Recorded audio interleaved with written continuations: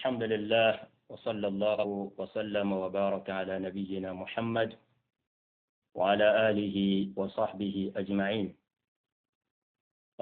In the beginning, we thank Almighty Allah for making us who we are, believers in Him and in His Messenger, sallallahu alayhi wa sallam. May the peace and blessings of Allah continue to be on our noble Prophet, the Messenger of Allah, all of his companions, members of his household, and whoever follows their footsteps until the day of resurrection. Ameen. My dear brothers and sisters, members of today's audience, I say unto you all, Assalamu alaikum wa rahmatullahi wa barakatuh. Wa alaikum salam wa rahmatullahi wa barakatuh.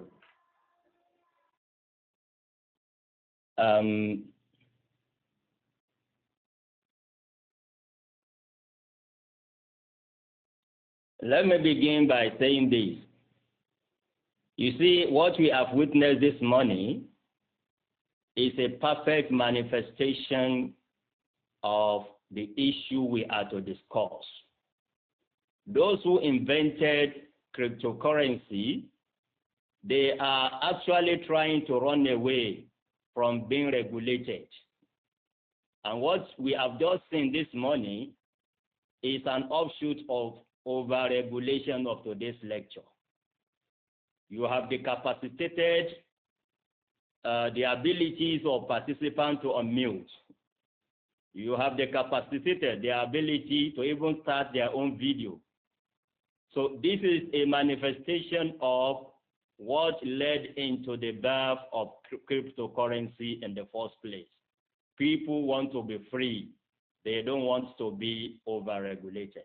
So it's a perfect example of what we are going to discuss. Having said that, I think I'm being heard. Yes, sir. We are following you, sir. We over-regulated this meeting. We are following you, sir. That's exactly what happened this morning. You over-regulated. We are hearing you. And this is what the inventors of cryptocurrency, they did not want that. They didn't want somebody to be regulating them. Now, having said this, I need to say a word or two to commend the organizers of today's event. The two parties put together. I want to let this one be on record that you've actually earned my respect for your behavior. Our audience might not know, but I must tell them this. The two of you invited me separately. In fact, you did not even know each other. You were not aware of each other's invitation for me. But when I received your invitations, and I saw that it is the same theme, the same topic that both of you wanted me to come and discuss, then I told you, go and collaborate, go and cooperate with one another and organize an event that will be beneficial to the Ummah. And this is exactly what you have done. I must say this because I want to see more and more people in the Muslim Ummah having the same mentality. It doesn't matter who does what. What matters to us is what result are we getting. And I pray to Almighty Allah that He will reward you handsomely and abundantly, the two parties, for what you have done. And I want you to keep doing the same thing. Cooperate with one another, collaborate with one another. What matters is getting the result. It doesn't matter whether it is party A that organizes the lecture or party B that organizes the program.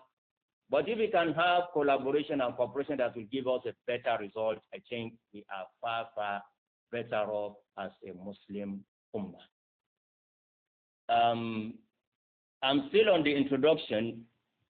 When you asked me to come and talk about cryptocurrency, I hesitated in the beginning because I said to myself, of all the issues, of all the topics that must be of concern to the Muslim Ummah, these gentlemen and women are actually calling me to come and discuss cryptocurrency. Does discussing cryptocurrency deserve such an attention? I must be sincere with you. That was the initial question that I asked myself. But in answering that question, and that is why I'm here this morning, I also answered that question myself in 3 different ways that show clearly, and I'm going to share those perspectives with you, that show clearly that today's program, today's topic, today's lecture is actually very important to the Muslim Ummah, particularly all over the world, but particularly in Nigeria.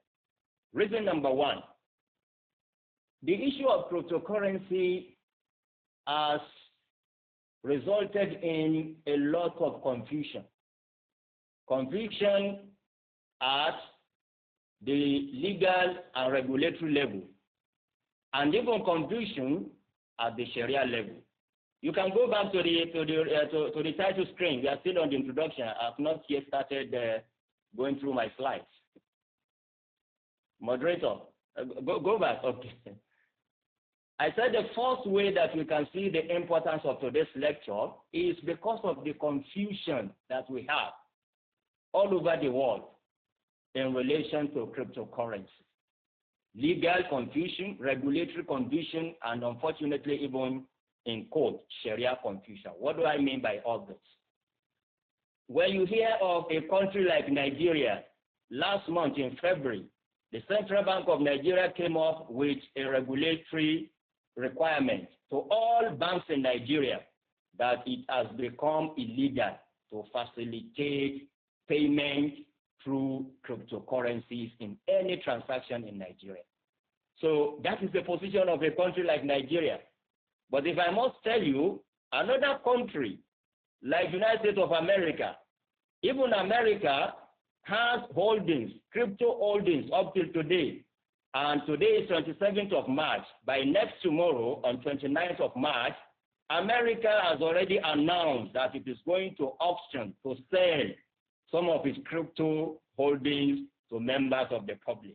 So where are we heading? A country is prohibiting and another country is legalizing and even buying and selling a country as big, as important as the United States of America. On 29th of this month, that is the day after tomorrow, it is going to even auction a number of its cryptocurrency holdings to members of the public.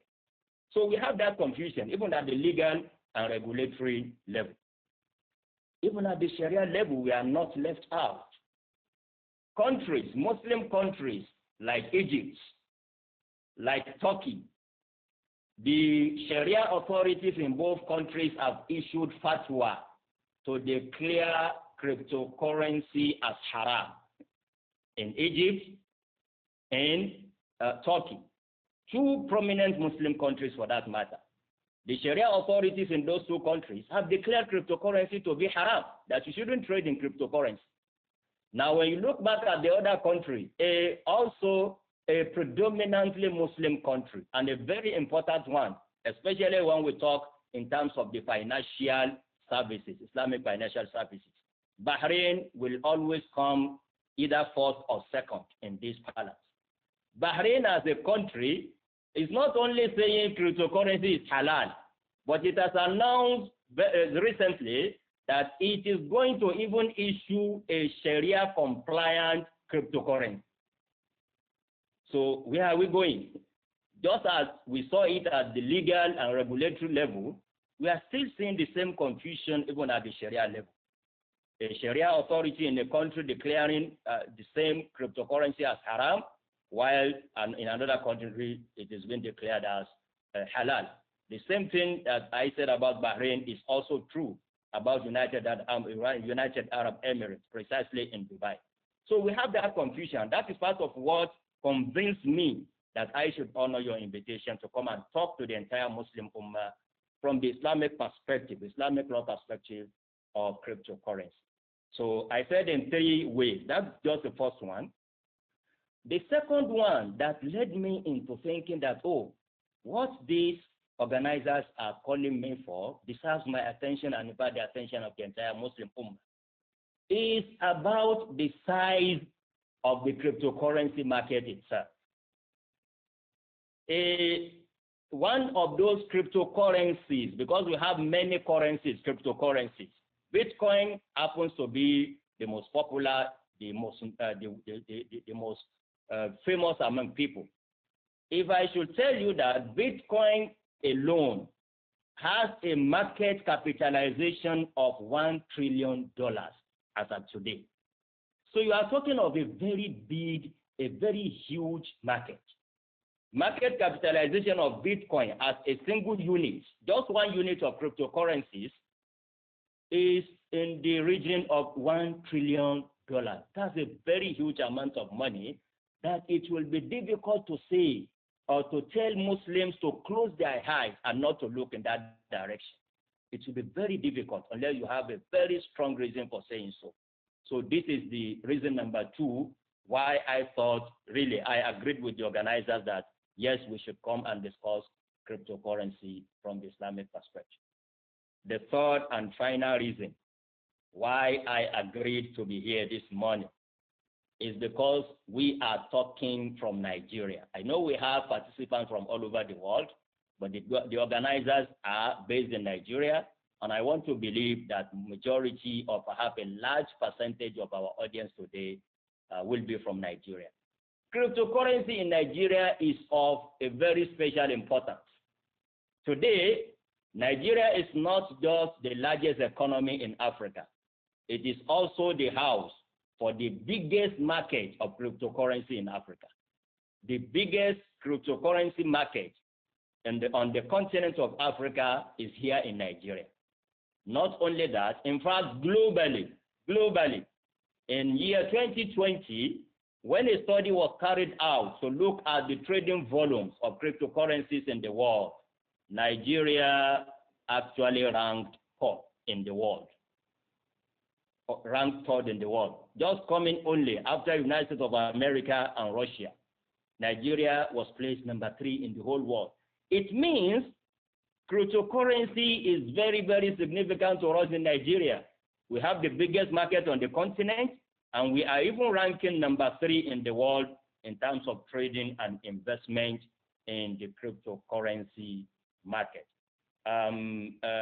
So I think with those 3 reasons, you will agree with me that, yes, we have a very good ground of coming to discuss cryptocurrency from an Islamic law perspective. Before I move on, I said Nigeria is the biggest market today in Africa and ranking number 3 in the world. That should be a source of concern, not just Sharia concern, but I think there is a strong need for us as a nation to assess the immediate and remote implication of this economically on our economy.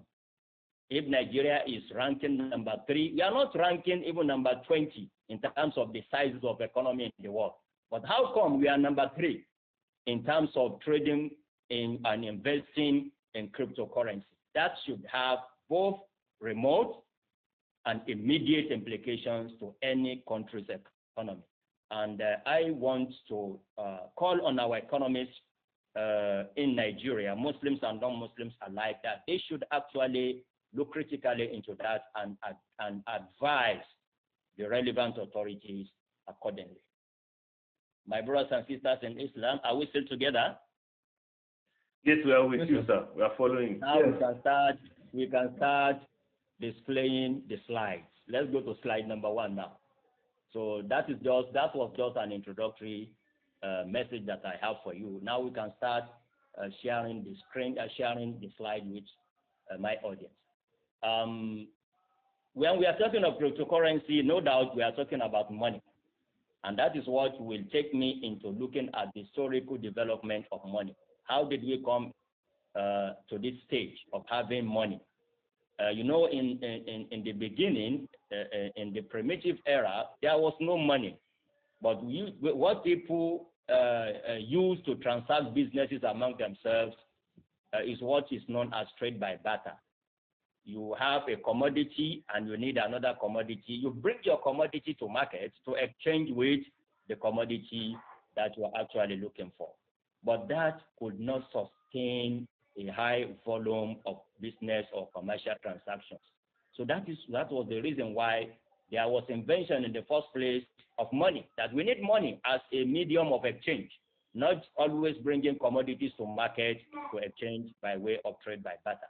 So in the beginning, what humanity discovered was commodity money. Commodity money as in gold and silver. Gold and silver were used even at the beginning of the Islamic era. During the time of the Prophet ﷺ, the currencies were based on gold and silver.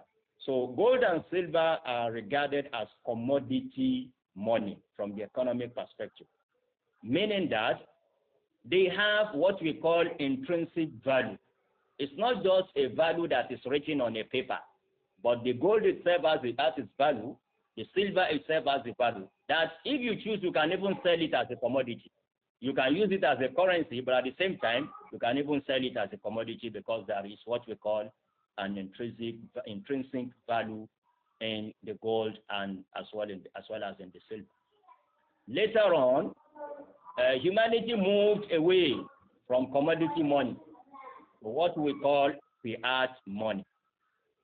And up till today, what we are still using in the whole world is fiat money, meaning that currencies that have no intrinsic value. The naira that you hold, the dollar that you hold is a mere paper. They will write 20 on one, 100 on another, 1,000 on the third one, but they are all papers. There are no intrinsic values attached to those papers. You cannot take this paper and sell it. You can only use it as a medium of instruction, as a medium of exchange, sorry. So this is what we call fiat money. Fiat money, simply put, is only gaining acceptance based on the full faith,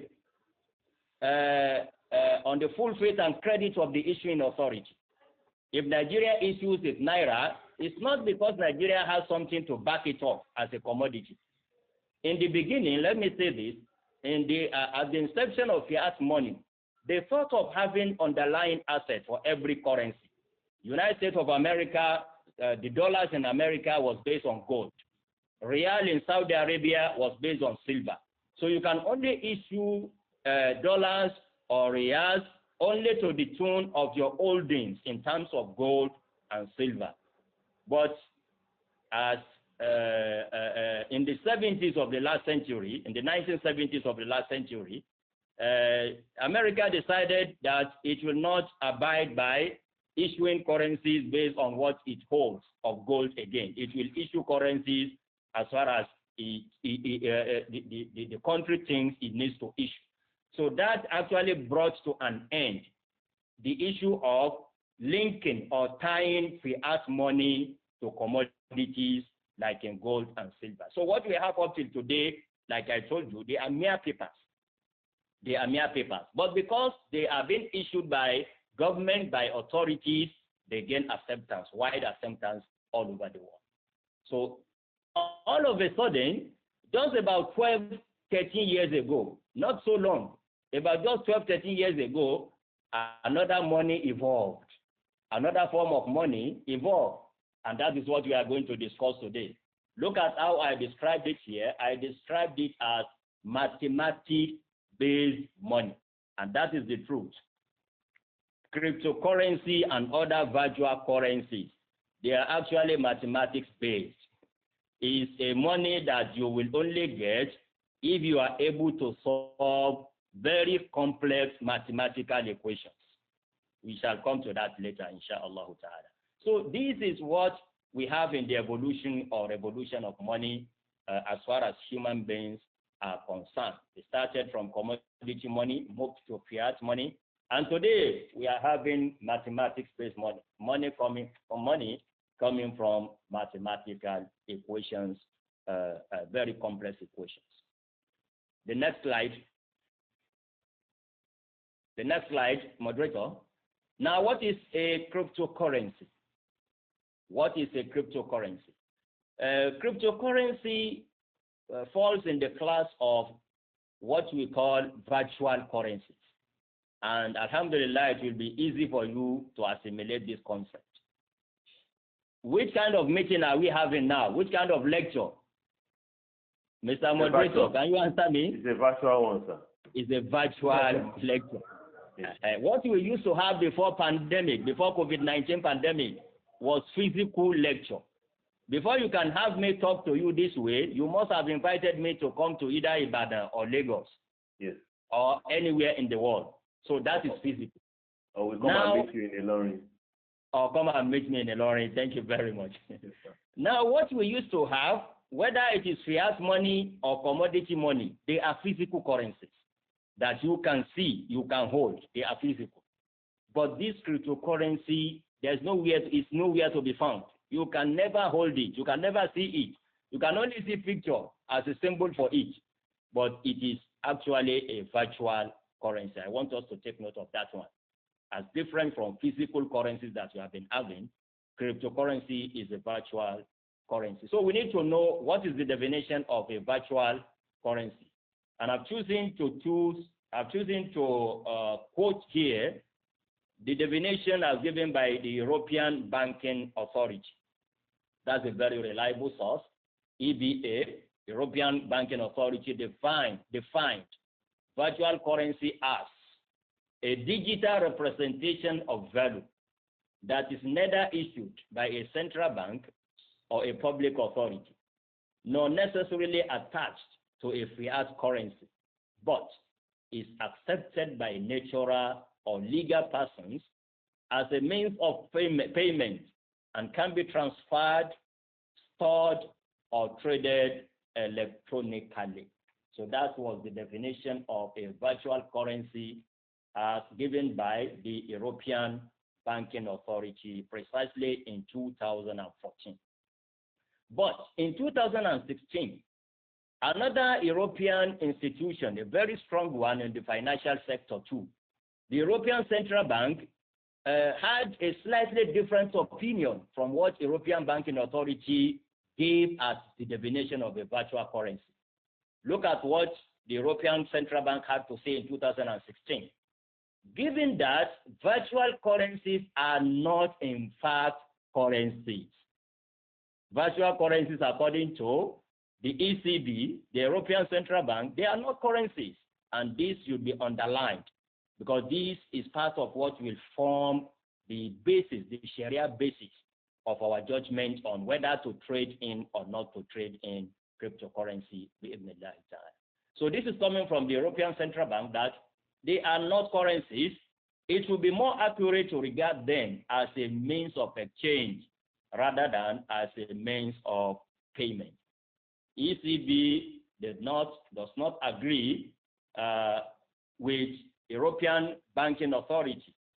It does not agree with it in the sense that while European Banking Authority describes virtual currency, cryptocurrency, and the rest as a means of exchange, it said it's preferable to be referred to as just a means of payment. What does that imply? The implication of this one is both political and legal.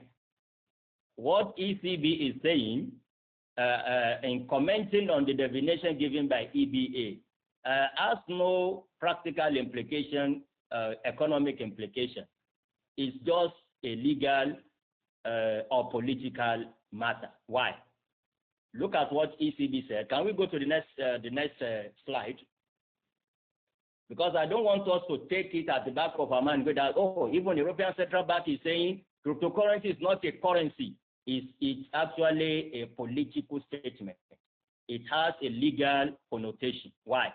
Look at what they say. What that ECB says further. It says, from the perspective of the Union, the European Union, it says, according to the treaties and the provisions of Council Regulation EC number 974/98, the euro is the single currency of the Union's economic and monetary union. So actually, like I told you, this is just a mere political statement, but it has its own legal connotation. What ECB is drawing EBA's attention to is that for you to call any other currency, be it cryptocurrency or any other one, for you to qualify it as a means of exchange, as a currency, you need to change the law. You need to change the European Union's law. Because according to the extant law of the European Union, the euro is the single currency recognized in the Union. So I want you to please note that. When European Central Bank says cryptocurrency or virtual currency, it's not a currency. It doesn't have any commercial, any economic, and even any Sharia implication. But it does have significant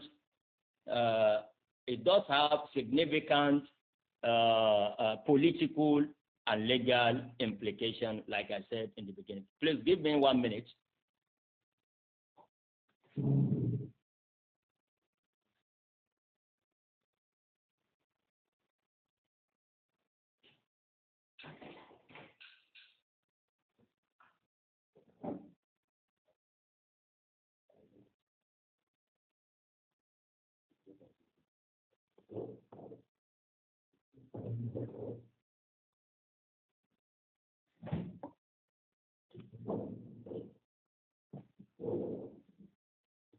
So we're just going to give Prof about 1 minute. Okay, Prof. Yes. Alhamdulillah. Sorry, because I'm in the house, so the children needed my attention, so I had to pause and give them the required attention. I'm sorry for that. Okay. Can we move on? Yes, we're on slide 5 or slide 6. Yes. So that is just about that, for us to note the legal, the political connotation of what the ECB is actually saying. Now, simply put, let's now go to a very simple, not complex definition. You would like to know what is actually cryptocurrency that we want to discuss. Cryptocurrency, simply put, cryptocurrencies are digital or virtual currencies that are encrypted or secured using cryptography. Cryptography is a technology which simply means computerized encoding and decoding of information. This is what cryptocurrency is all about. They are all about codes that need somebody to encode and another one to decode. So that is why, you know, the name is even coming from that technology. The technology is called cryptography, and what emanates from it is called cryptocurrency. So simply put, cryptocurrency is a digital or a virtual currency that is encrypted using cryptography, and it can be stored, it can be created, it can even be traded electronically. So I think with this, we must have had adequate insight about what exactly is cryptocurrency before we move to the next level of our discussion. Now, at this point, I need to mention a very important thing. When you mention cryptocurrency to an average person today, his or her mind goes to what? Goes to Bitcoin. Isn't it true, Mr. Moderator? Yes, sir. Yes. Bitcoin that comes to mind first. Yes, if you mention cryptocurrency to an average man or woman anywhere in the world, the mind goes to Bitcoin. But I must tell you, we have hundreds, not tens, hundreds of cryptocurrencies in the world. We have them in hundreds. But why is Bitcoin so popular? Yes, it deserves it. Because Bitcoin was the first cryptocurrency in the world. The first cryptocurrency to be invented in the world is Bitcoin. And in fact, as I called it in this slide, I even refer to Bitcoin as the king of all cryptocurrencies. From any angle that you look at it. You see, I told you earlier on that the market capitalization of Bitcoin is $1 trillion today. the closest one of all other cryptocurrencies, I think is Ethereum, will be just in the range of very, very far from this figure. Very far from this figure. Okay, for example, as I checked a few days ago, the current price a few days ago of one Bitcoin was 55,000 US dollars. Imagine, 55,000 US dollars. The next closest one to it in terms of wealth is Ethereum, and it only costs just about less than $2,000. You can see the huge difference. Less than $2,000 to $55,000. So if people are taking Bitcoin to be the representation of cryptocurrency, then they are not too wrong, because one, it was the first to be invented, it is the most popular, it is the biggest in size, and it is even the most traded. Even in terms of trading and investment, it is the most traded all over the world.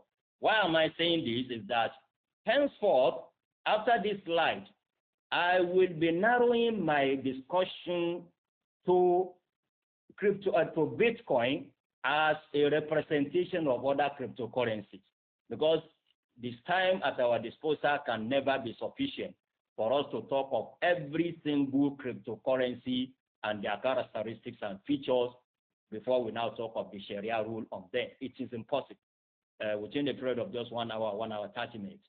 But I must assure you that Bitcoin is actually a perfect representation of all other cryptocurrencies. They are similar to Bitcoin in most of the characteristics and features. So if you understand the rule of Sharia on Bitcoin, we can equally transfer same to other cryptocurrencies.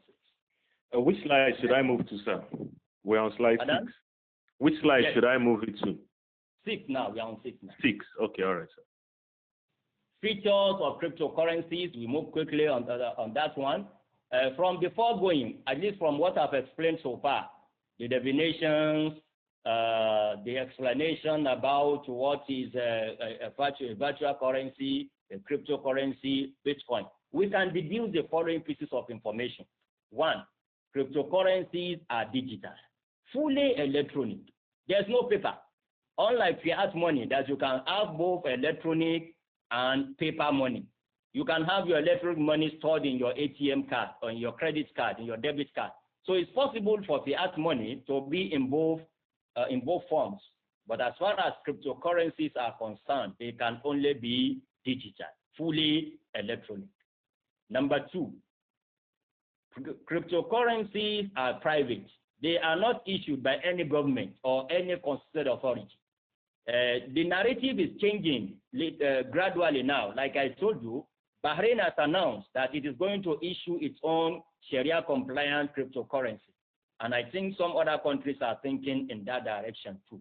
But as far as we know, up till today, of all these cryptocurrencies that are in hundreds, none of them is issued, or most of them are not issued by government. Especially, like I told you, we shall be focusing on Bitcoin. Bitcoin has no any authority behind it, no government, no constituted authority behind the creation and the invention and even the trading or investment in Bitcoin as the most important cryptocurrency. Characteristic number 3, no intrinsic value. We've said that one. Commodity money has intrinsic value. Fiat money is similar to cryptocurrency in the sense that the two of them have no intrinsic value. Feature number, is it 4 or 5 now? 1, 2, 3, 4, 5. Yes, number 5. No physical existence. Like I told you, you can only see a big B as a symbol for a Bitcoin, but you will never see any Bitcoin being held anywhere in the world. Nobody can claim that this, what I'm holding, is a Bitcoin unit. No physical existence whatsoever. And feature number 6, which is very, very important, and it will be part of what we shall consider to arrive at the Sharia ruling on cryptocurrency. The anonymity in cryptocurrency. You see, it is possible to send, receive, cryptocurrencies without giving any personally identifying information. You can hide your identity.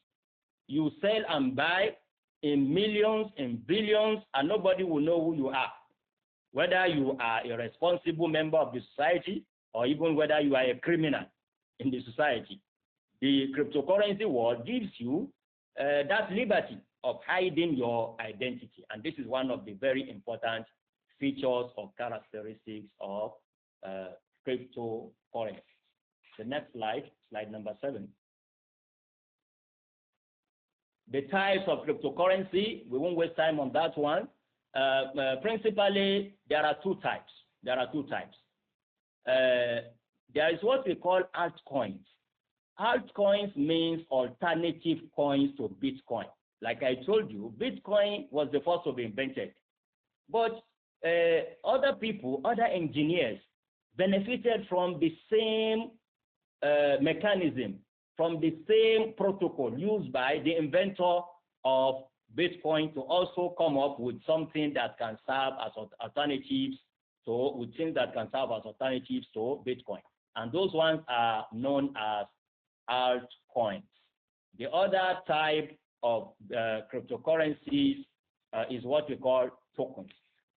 Tokens, unlike, we can, let's go to the next slide so that I can give you examples of the two to make it clear. Are we on that slide, slide number 8? Yes, we're on slide number 8. Yes, I've already explained the first line. They are mere alternatives to Bitcoin. That is the meaning of altcoins, alternative coins. Some examples of the altcoins in circulation today are, we have Namecoin, we have Peercoin, we have Litecoin, and the rest of them. You see, all these altcoins, they are based on the same protocol, the same protocol of Bitcoin. But we have beginning to see other altcoins, alternative coins to Bitcoin also using a different protocol. And the examples of this one include, I've given examples here. Yes, the Ethereum that I said earlier on is a good example of that one. It's an altcoin, but not using the same protocol as Bitcoin protocol. We have Ripple, we have Omni, we have BitShares, we have Neo, we have Waves, and we have Counterparty. All these are examples of altcoins not using the Bitcoin protocols. The next slide, let's talk about tokens, the second major division, major type of cryptocurrencies. Simply put, tokens are just representation of an asset. It can even represent another cryptocurrency. It can even represent a fiat money. It can represent anything. It's a mere representation of any particular asset or utilities. And the most important thing I would want you to note here on this page, please let's go to the last point on that page. It's what is important here to us, is that the majority of coins in existence today are actually tokens. They are not coins. They are not altcoins. They are not coins. Majority of what we have in circulation today, that I said they are in hundreds, more than 80% of them are mere representations of another asset. Those assets, yes, can even be other cryptocurrencies. So what we have in circulation today, more than 80% are actually tokens, but not coins. But they qualified as well to be called cryptocurrencies. The next slide. The next slide. We are moving gradually because we see in Sharia, Mr. Moderator, yes, sir. We cannot just begin to say this is what Sharia says unless we have a perfect or near perfect understanding of the substance. So please understand what I'm doing. I'm still going to talk extensively about the Sharia ruling, the Sharia perspective. But we don't do that in Sharia. We must have understood clearly enough an issue before we pronounce on whether it is halal or haram. But we are almost moving, we are almost there. We are very close to where we shall begin to talk about Sharia. But these are also very, very important. Without our understanding of all this, what I will tell you of Sharia issue will just be like something that is a code that you will need to decode, and I don't want that one to happen to this lecture. Understood. Now, pardon? Understood. Well understood. Historical development. This is very, very important. I told you in the introductory part that we have had commodity money for centuries. We have also had fiat money, if not for century, but close to at least half of a century now, especially fiat money that have no intrinsic value, beginning from the 70s of the last century. But do you know that the entire age, lifespan, the entire age of the cryptocurrencies that all of the world are just talking about, all over the world people are just talking about, is not even up to 15 years. Not even up to 15 years. And this is the historical development. It was in 2008 that Bitcoin as the first cryptocurrency was invented. It was in 2008, and it was invented by an unknown person. Please underline that one. This is also part of what we shall consider to know the Sharia stand, the Sharia position on cryptocurrency. We don't even know up till today the true identity of the creator or inventor of cryptocurrency.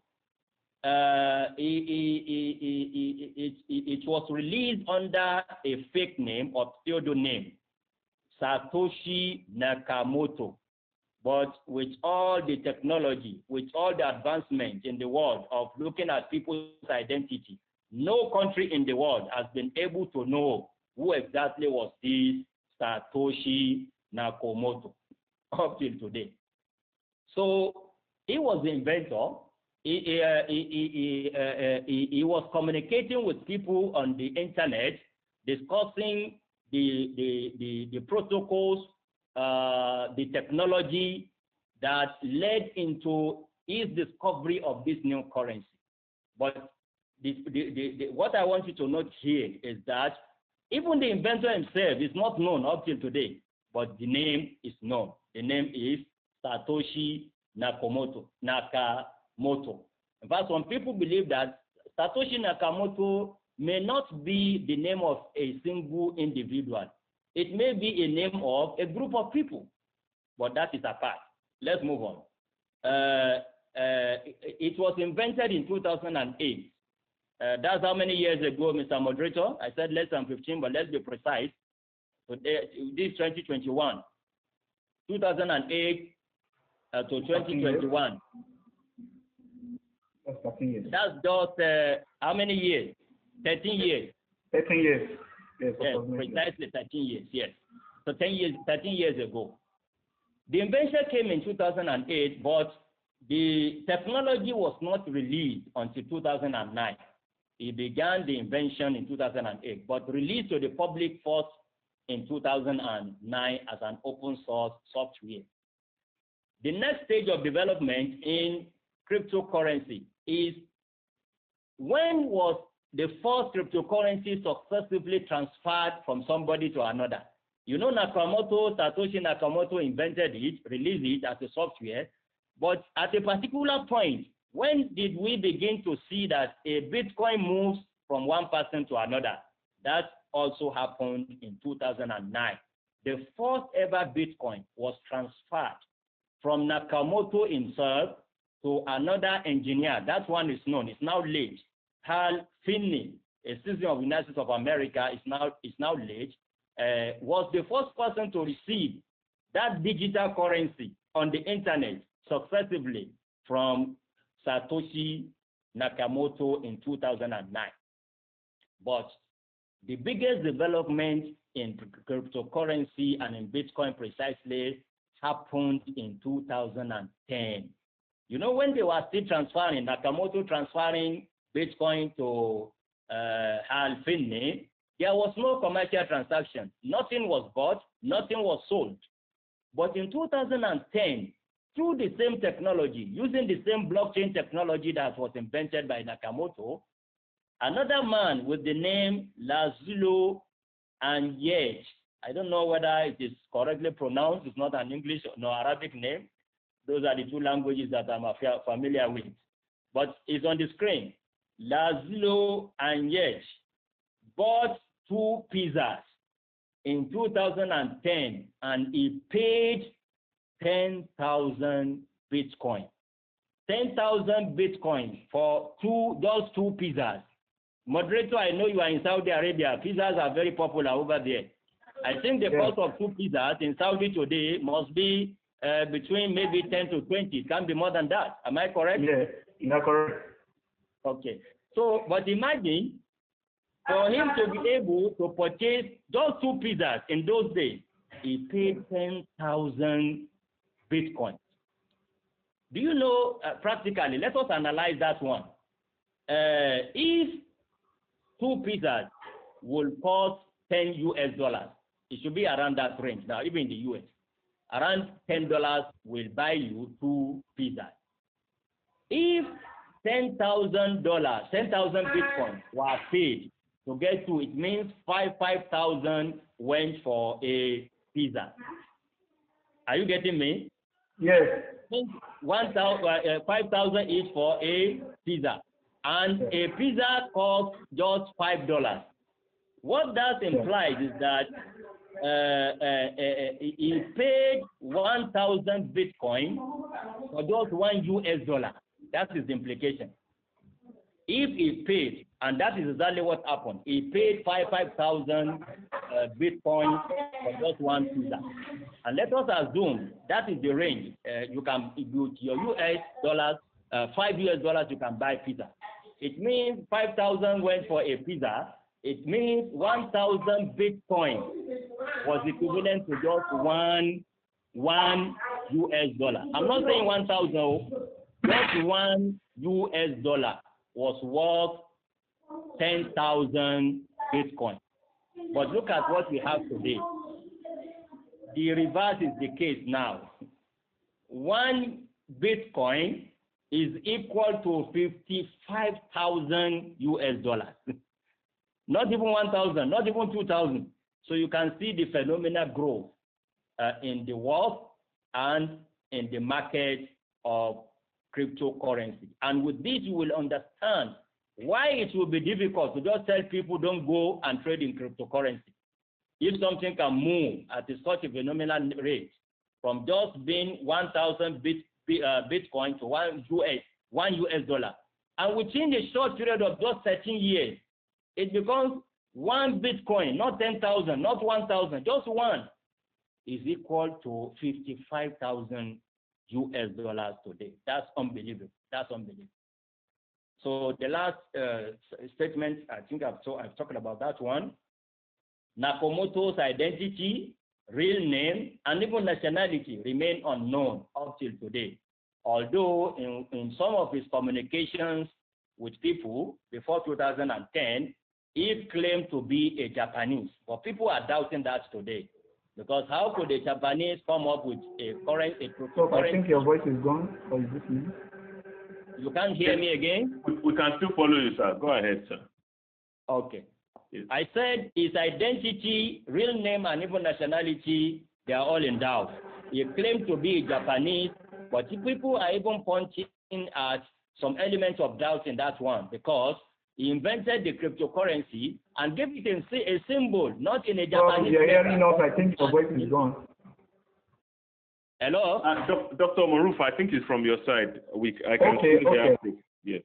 Okay. Go ahead, sir. Can I continue? So his identity, you are talking about his identity. Yes, I said he claimed to be a Japanese, and the name sounds like a Japanese name. But people are doubting even that one by saying, how come he did not give a Japanese letter to be the symbol of that cryptocurrency, but used actually a Latin letter, a big B, to be the representation or symbol of the cryptocurrency that he invented. Anyway, by the way, what is most important at this point is to note that Nakamoto, whether it was a single individual or a group of people, disappeared since December 2010. Nobody has of him or her or them up till today from December 2010, and that should be a major source of concern economically, legally, and even Sharia-wise. The next one. Okay, we have just 2 slides more before we move to the Sharia talk. The key concept. I've talked about various aspects of cryptocurrency, but there are other concepts that I've not mentioned, and I would like to mention them quickly because we will need them when we come to talk about the Sharia issues. 1, blockchain technology. What is blockchain? Cryptocurrency relies 100% on a particular technology, and that technology is known as blockchain technology. It means a digital ledger. It's just a record of transactions like a ledger, but it's a digital one. That's first. Secondly, it is distributed.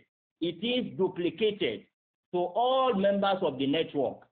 No matter how big the number is, you will have the same copy of that ledger with you.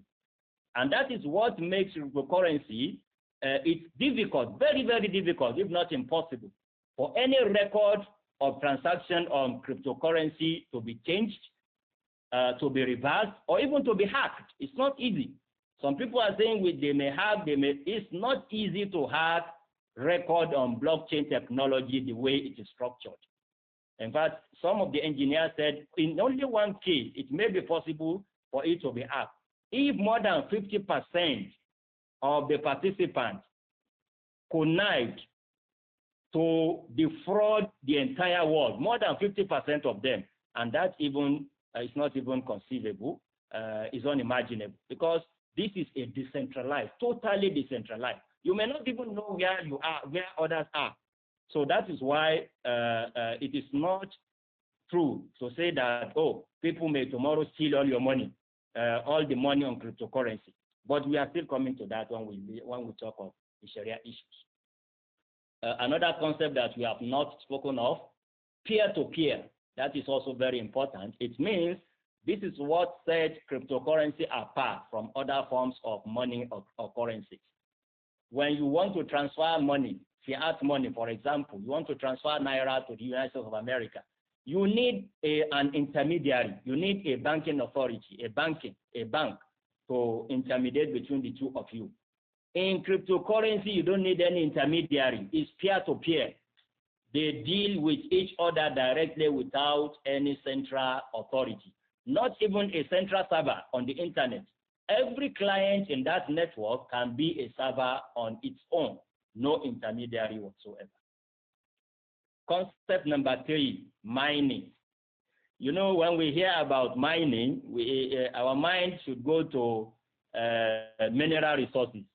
But when we talk about mining in cryptocurrency world, is another word for minting or printing. Fiat money is either printed or minted. Either way, you put it the way you like. That's why in Nigeria we have security and minting company to print and mint currencies for us. I told you there is no physical existence for cryptocurrency. Though there is nothing to be minted, there is nothing to be printed. But how do we have more and more cryptocurrencies?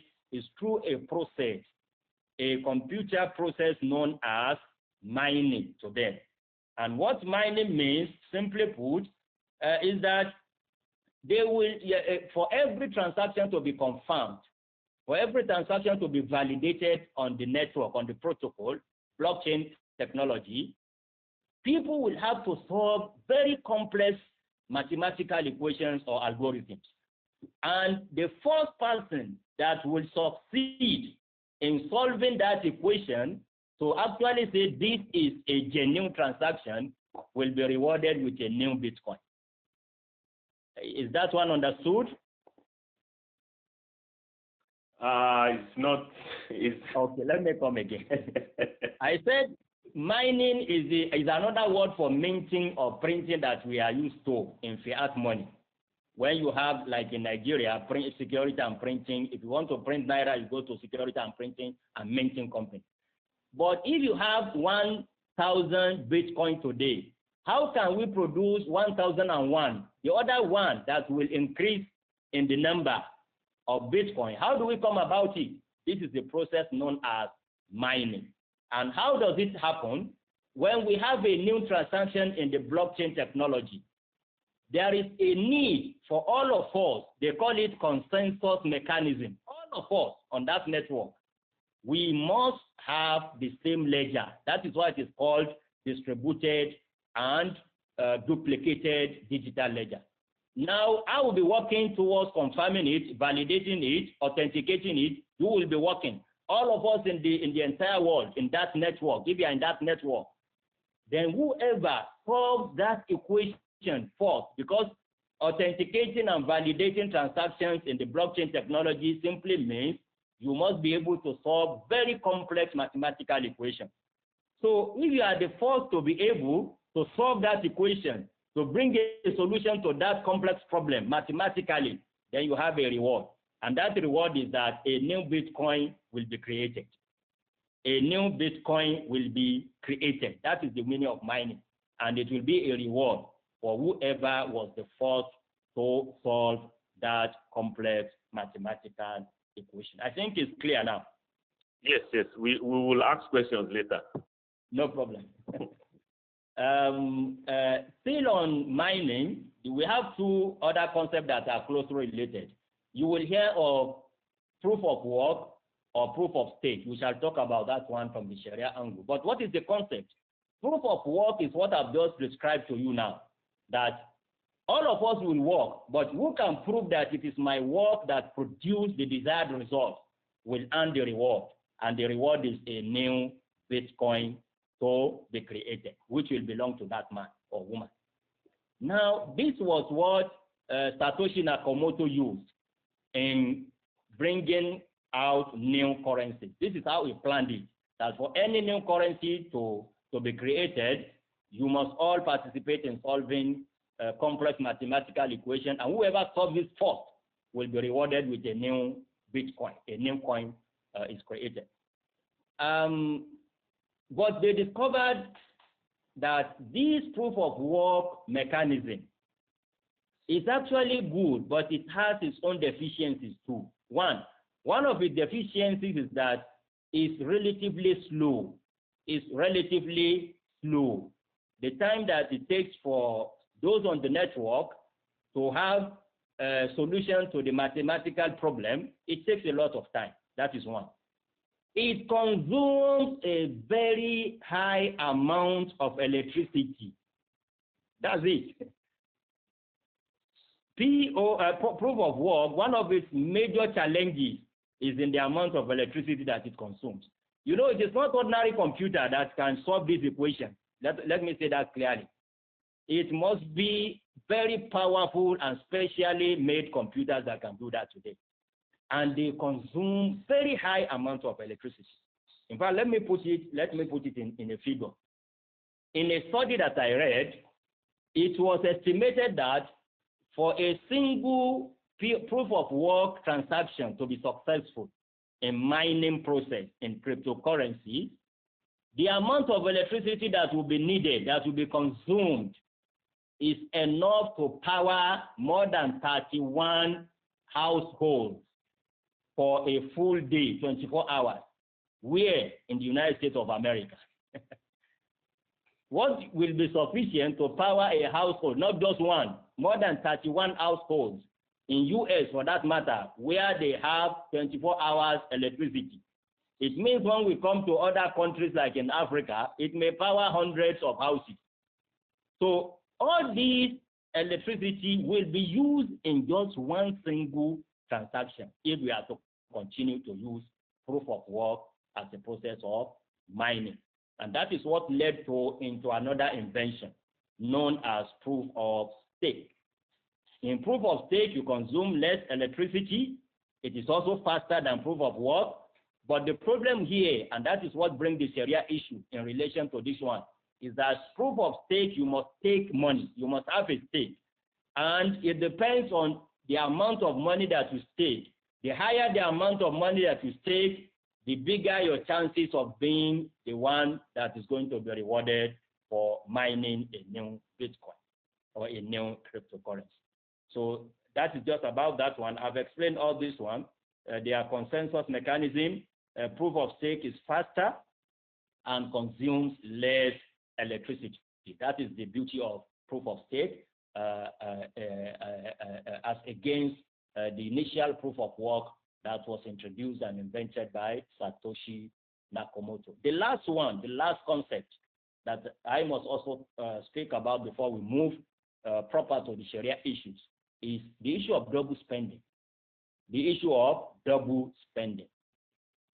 For many years, double spending was a nagging problem in digital currency generally, digital or virtual currencies. A major problem with it originally is what we call double spending. You know, when you are dealing with fiat money, you have your 1,000 naira note or your $100 US dollar note. The moment you spend it, you know, it moves from you to maybe the buyer or the seller, sorry. When you buy something using your note, $100 US dollar note, you will have to transfer that note to another man. And for that reason, it becomes impossible for you to spend the same note again. You cannot spend it twice. Are you with me? Yes, we are with you, sir. So we cannot. So it's not possible in fiat money to have double spending, but that is very, very possible in digital space, in virtual currency. If you are fraudulent, you can devise a way of spending one single coin several times. One single coin you spend, because it's all digital. It's all, you know what's called digital is all in numbers, all in figures. There's nothing concrete that you can hold, that you can transfer. So it was a nagging problem, like I said, until when, again, Satoshi Nakamoto. Satoshi Nakamoto, I want to be sure I'm not mispronouncing the name. Satoshi Nakamoto, yes.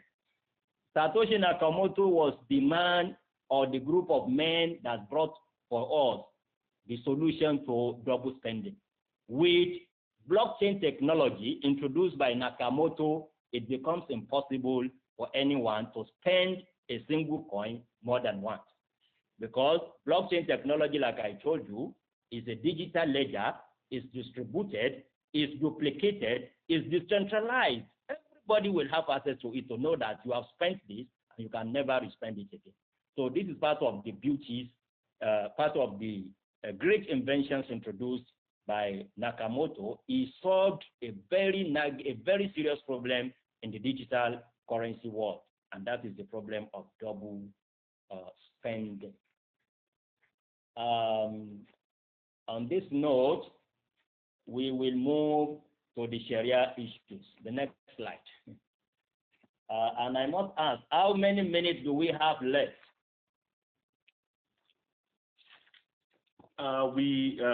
Prof, sir, we plan to end it before Zuhr at most, plus question and answer.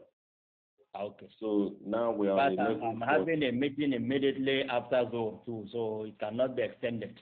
It cannot be extended beyond. So let's see what we can do. But here, this is the point we want to conclude on. Yes. And this is the most important aspect of our lecture today, yes, is to tell you or to tell the audience what is the Sharia, what are the Sharia issues in cryptocurrencies. I have classified those issues into three major areas. One, Sharia issues in trading and investment in cryptocurrencies. Two, Sharia issues in mining that I've just explained to you. You can see why I had to explain all those concepts, because we shall be talking about the Sharia issues relating to them. Alhamdulillah, we have understood mining and the process of mining and the protocols of mining. So it will be easy for us to understand the Sharia ruling in relation to all that. Then number three major area is using cryptocurrency as a means of payment in a payment system. You are not trading in cryptocurrency. You are not buying or selling cryptocurrency, but a company or an institution says, I will only take cryptocurrencies. It's happening in the world today. Some people are selling tickets. Some people are, even school fees. A university may decide that henceforth, I'm not going to take but only cryptocurrencies. What is the Sharia ruling in relation to that one? So those are the three major areas that I have divided the Sharia issues in cryptocurrencies too. May Allah be with us. So let's begin with the first one, which is the most important one. I know majority of my audience today, this is your major area of concern, trading and investment in cryptocurrencies. In fact, I don't think there are Nigerians who are involved in mining. But I want Nigerians, if it is halal, why can't you go into mining too? You know, when you mine successively, look at the implication. With every successful mining process, you gain a Bitcoin in Bitcoin world. A Bitcoin today is an equivalent of 55,000 US dollars. Do you know what that translates to in Naira? More than 26 million Naira. So if you mine one Bitcoin today, you mine another, so you'll be gathering lots of money if it is halal. If it is halal, as we are coming to that. So it's a very important matter that we must address. Now let's begin with trading and investment in cryptocurrencies. We have in the world today two juristic opinions. Opinions of scholars are divided on whether it is halal or haram to trade in or to invest in cryptocurrencies, meaning that to buy cryptocurrency today and sell the next day or the next hour or the next minute. This is what we mean by trading and investment in cryptocurrency. And this is what majority of people in the world trading in cryptocurrency in the world, this is what they do. This is what they do. The issue of mining to a very limited number of people, the issue of payment also to a very limited number of people and institutions. Now we have two major opinions. The first one is that trading and investment in cryptocurrencies is haram. And this is mainly, please note the difference. I've studied where those fatwas are coming from. And my conclusion is that it has an implication too. Majority of those declaring cryptocurrency as being haram, they represent official or constituted authorities or governments. The fatwa declaring crypto as haram is mainly coming from official iftar bodies. For example, the official Sharia authority in Egypt, the official iftar Sharia authority in Turkey, the official Sharia authority in Palestine. All of these authorities, formal official authorities, have declared trading and investment in trading in cryptocurrencies as haram. The second opinion, trading, investing in cryptocurrencies are all halal. It's halal to trade in cryptocurrencies. But look at the difference. I've studied these fatwas too and discovered that they are mainly coming from individual jurists, not from institutions. For example, and they are respected and well-known jurists in the world today. For example, we have our teacher, Professor Ali Al-Gharri from Saudi Arabia. We have Dr. Daoud Bakar, who is also our senior in the industry. Is today the chairman of the Sharia Advisory Council to the Central Bank of Malaysia. Dr. Daoud Bakar is a well-known authority in the field too. And like I said, he's even our senior in the industry in Malaysia. We have a friend and also a senior in the field, in the industry, Dr. Abdur Mishan, who is today the director of the Islamic Economic Forum that has as members almost major players in Islamic financial industry today. Alhamdulillah, I'm also a member of that forum. And Dr. Abdul Bari is the director, is the head of the forum presently. He is based in the United States of America. And finally, Mufti Abu Bakr in South Africa. You can see this fatwa of halal. I've not seen a single official body issuing a fatwa to say dealing in cryptocurrency is halal. All what we have seen up till today from iftar bodies that are formal, that are official, is that cryptocurrency dealing or trading in them is haram. And finally, the International Islamic Fiqh Academy. That is the highest body today when it comes to pronouncing on Sharia matters, particularly on financial issues. It is International Islamic Fiqh Academy based in Jeddah, Saudi Arabia. Unfortunately, up till this moment, International Academy has not issued any resolution. It continues to postpone issuance of resolution on cryptocurrency, even though it has organized seminars. But that is the mode of operation of Islamic Fiqh Academy. It takes its time, listen to people, invite experts, invite Sharia experts, all over the economic experts, before arriving at a resolution. And I think by the time it arrives at a resolution, its resolution will be respected by all over the world. That is a known standard. Whenever IFA pronounces on something, but you must have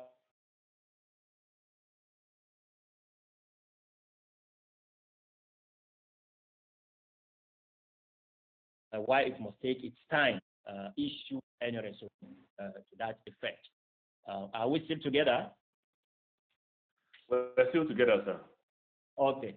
And I must say, this is a very good news.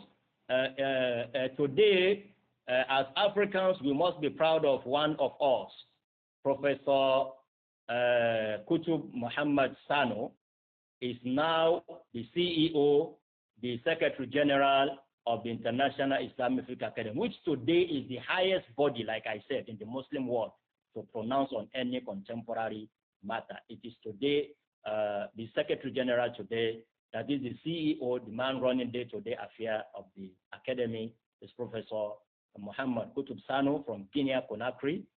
Is our senior too. Is a brother, and we are really proud of him of the achievement. He was formerly a minister in his country, a formerly deputy vice chancellor in faraway Malaysia, Islamic University of Malaysia, and many other posts that he has held. May Allah continue to be with him.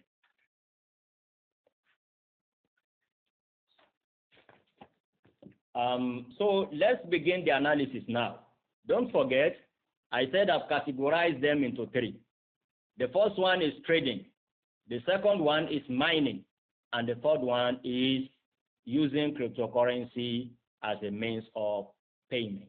Now let's to the first one. Trading in cryptos is halal. This is the first view. Trading in cryptos is halal. Why? That is the question. This view is actually based on two different approaches. Even those who are declaring it to be halal, like I told you, mainly individual respected jurists in different parts of the world. But I've discovered that they have different approaches to this issue. One, some of them are saying cryptocurrencies are halal because they are currencies. Because they are currencies. Closely related to this is those who do not want to call cryptocurrencies, they don't want to call them currencies, but they prefer to use the word means of exchange. They said it's only when cryptocurrency is recognized by a government, like in the United States of America, like in Dubai, in UAE, for example, then it becomes a currency. But from the Sharia perspective, there is no difference in the two perspectives here, in the two positions. Whether you call it currencies or you call it means of exchange, in terms of Sharia ruling, they will take the same ruling, as we shall talk about that one shortly. So this is the first approach. The other approach, still under those who declare cryptos as halal, they say it's halal, they are halal, because they are not even currencies. They are not even currencies. They are digital assets. And an asset can be sold and bought depending on the demand and supply elements in any market. So the price may go up and come down based on supply and demand as the two factors dictating what the price of any commodity will be in any given market. So these are the two approaches of jurists declaring trading in cryptocurrencies as being halal. Now we shall discuss all this in the following slides.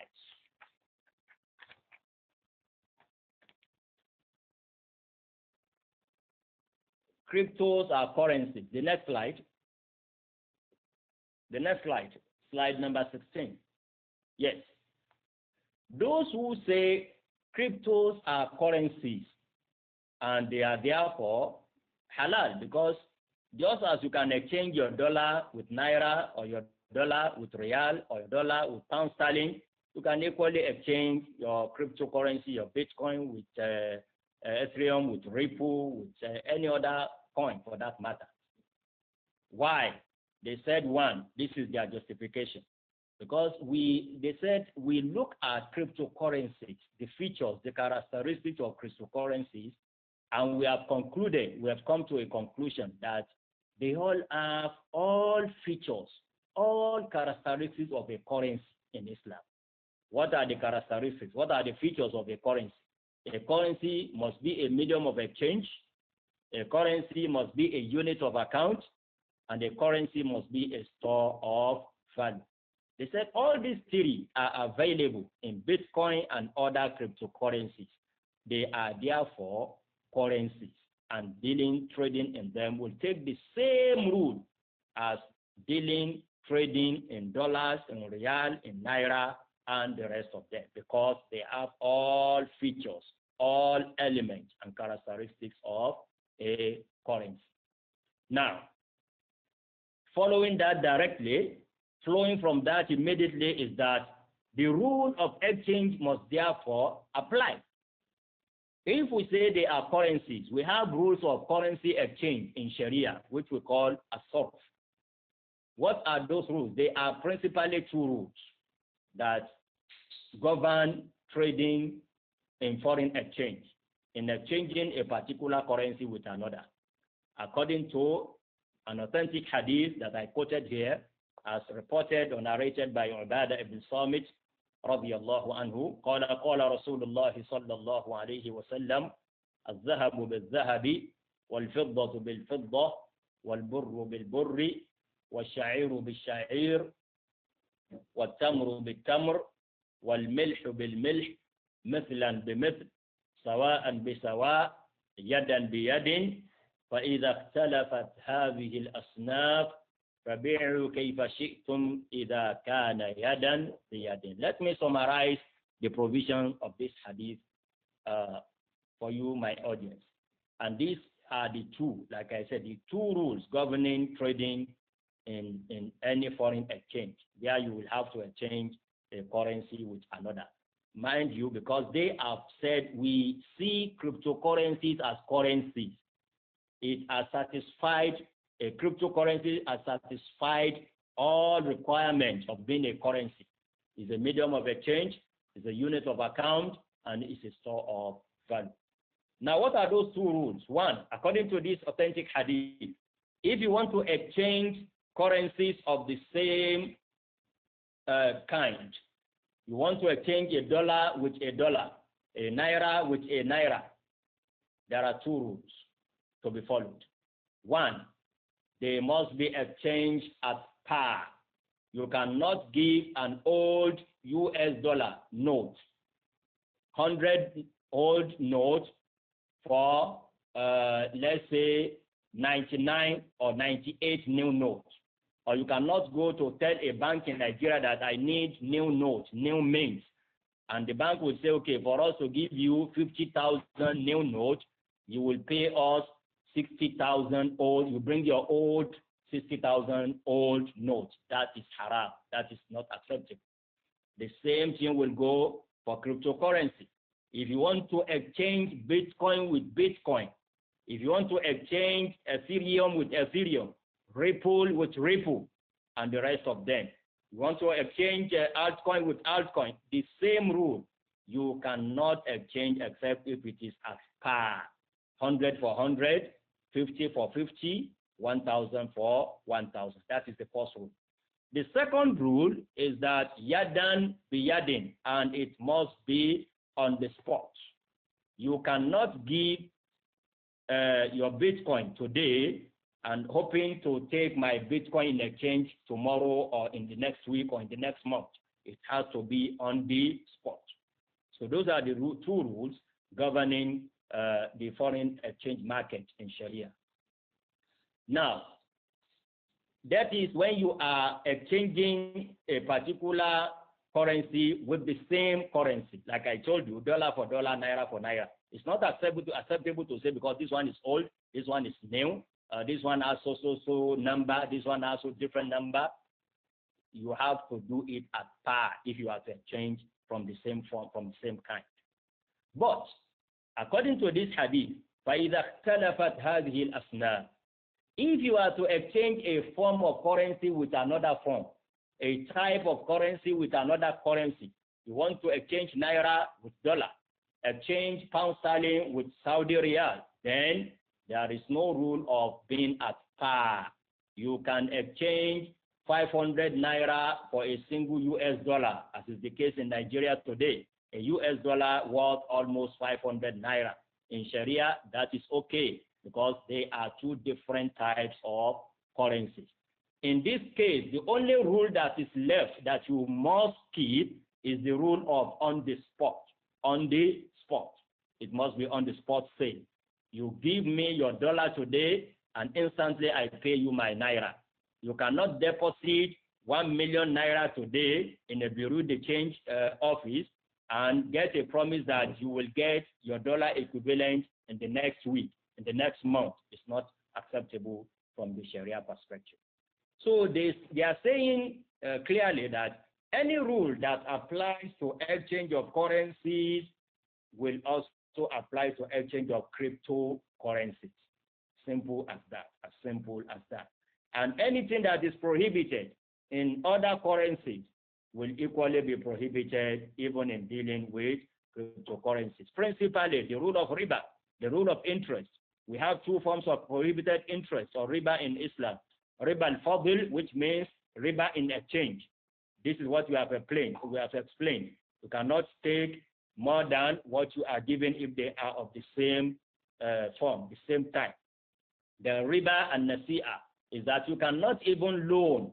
You cannot give somebody a loan of 1,000 Bitcoin or 100 Bitcoin today with a promise that you will pay me back this 100 Bitcoin in the next 1 week, in the next 1 year, in the next 1 month, but you will pay me 110 Bitcoin. It's haram.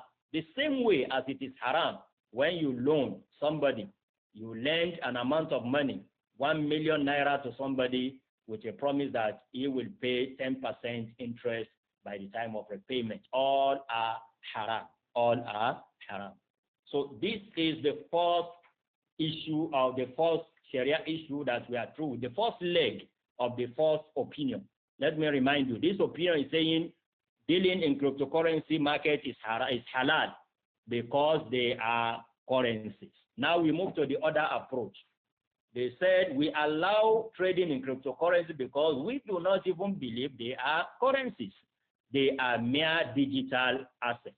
And in that case, nothing stops you from selling and buying your asset or another man's, or selling your asset and buying another man's asset. As simple as that. This is the justification for allowing it based on the approach that cryptocurrencies are not even currencies. Now, they said in this case, there's no rule of sorrow.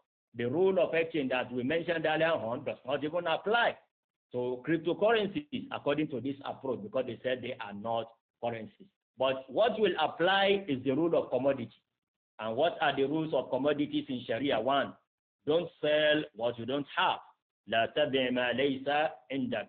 If you are not in possession, you don't own, you don't have an amount of cryptocurrency, bitcoins or others, you cannot sell the same before you own. That's a rule of commodity. Another rule of commodity in Sharia is that there must be no excessive garar, jahala, or certainty, meaning that the quantity that is being sold, the quality, the consideration for its sale must all be clearly spelled out. You cannot say, I will buy your Bitcoin, but I will pay a price that will be very, very pleasing to you. No, it's not acceptable. You have to tell me the price. I have to agree on the price. You have to agree on the quantity, on the quality. So these are the rules of dealing in commodities and they opine that these are the rules that will apply to trading in cryptocurrencies because, according to them, cryptocurrencies are not even currencies. I think this is clear enough. You, sir. We are following you, sir. Alhamdulillah. Now, the next slide. The next slide. Moderator. Okay. No, the next one. After this one. Yes, my opinion. We've listened to the arguments, the justifications, the Sharia authorities that were used to support whether the position of those who say cryptocurrencies are currencies or they are assets. But my position, my opinion, one, the currency status of cryptos is not as simple as projected. This is the first problem with that fatwa. They simply projected cryptocurrency as any other currency. It's not true. It's not as simple as projected, and I will point at some level of discrepancies, differences between other currencies and cryptocurrencies, that you cannot just transfer every rule that we have in fiat currencies to cryptocurrencies. One, the issue of rawaj, that's a Sharia term. Rawaj simply means wide acceptance. Before anything can qualify to be a currency from the Sharia perspective, it must be widely accepted in the community, in the society of those who are dealing in that currency. It must be, the acceptance must never be restricted to a small percentage of people or to a particular location. It must be widely accepted. This may become an issue in cryptocurrency. And I want to advert the attention of our teachers who opined that cryptocurrencies are just currencies. They are not. It's not as simple as it is being projected, because the issue of reward may arise one day. Why? Now Nigeria is prohibiting. Other countries. The last time I checked, countries like Bolivia, countries like Algeria, other countries are also introducing one or other level of prohibition. That's the truth now. Other countries are actually coming up. Not only Nigeria. Other countries are coming to say no to cryptocurrency. And that will surely, if we have more and more and more countries coming to say no to cryptocurrency, it will actually affect its wide acceptance. And that is a major factor that qualifies or disqualifies something as a currency. So that should be noted. It's not as simple as saying they are currencies and we will apply all the rules of currencies to them. Just as it was in 2009 when cryptocurrency was first transferred between Hal Finney and Naoshi Nakamoto. Nobody will claim that it qualified to be a currency then because it was not widely accepted. It was just between two people. So my fear is that as we are moving on with regulations, with laws being passed in different countries, we may have more and more. Most likely we may have more and more countries prohibiting and not allowing cryptocurrencies in their domains, in their jurisdictions. And that will create a problem of rawaj, that is wide acceptance of such a currency. The issue number two, that the reason why I said currency status of cryptos is not as simple as projected. It's not guaranteed. It should not be taken for granted. The second issue, the second factor is the issue of high volatility in cryptocurrency. We know how currencies behave all over the world. Even currencies that are not so strong, like some currencies in Africa, the volatility in them is not as high as what we witness today in cryptocurrency. Let me give you just one example. In September 2010, that's just 11 years ago, the worth of cryptocurrency to US dollar, the exchange rate between US dollars and crypto and Bitcoin precisely was just 0.06. Not even up to $1 11 years ago. A Bitcoin was not even exchanged for $1. You need multiple Bitcoin. Just as we said earlier on, that somebody bought just 2 pizzas using 10,000 Bitcoin. Now, precisely according to a study, in September 2010, this same Bitcoin was $0.06 US dollar, less than $1. But today in 2021, a Bitcoin is exchanged for 55,000 US dollars. I don't know of any other currency in the world that has so behaved. That the surge will be as high, according to another researcher, that in 10 years, the surge, the increase in the price of cryptocurrencies, Bitcoins in particular, do you know how many percentage? 38 million %. We are not saying 50%, 100%, not even 1,000%, not even 1 million %. A currency has increased in the world, the exchange rate, for as high as 38 million %. That is unbelievable.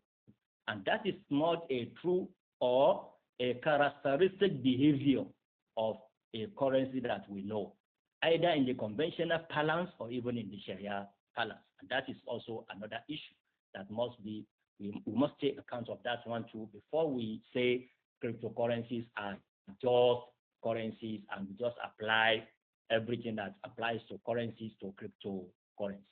It's not true. Issue number 3, that I premise my objection to calling cryptocurrencies as just mere currencies. This is the issue number 3. Limitation in quantity. We don't know that one in currencies as well. Nigeria cannot say, I'm going to produce so million or billions of naira. After that one, no more naira. Or US dollar will say, I'm just going to print so amount of $1 billion. After those billions, no more. Go and find what you will spend. But that is the case in cryptocurrency world. Satoshi Nakamoto, when he invented this Bitcoin cryptocurrency, he has already structured the technology that it can only accommodate 21 million Bitcoins. It can never exceed 21 million Bitcoins. We don't know how much they have reached now as I'm speaking with you, because as I told you, mining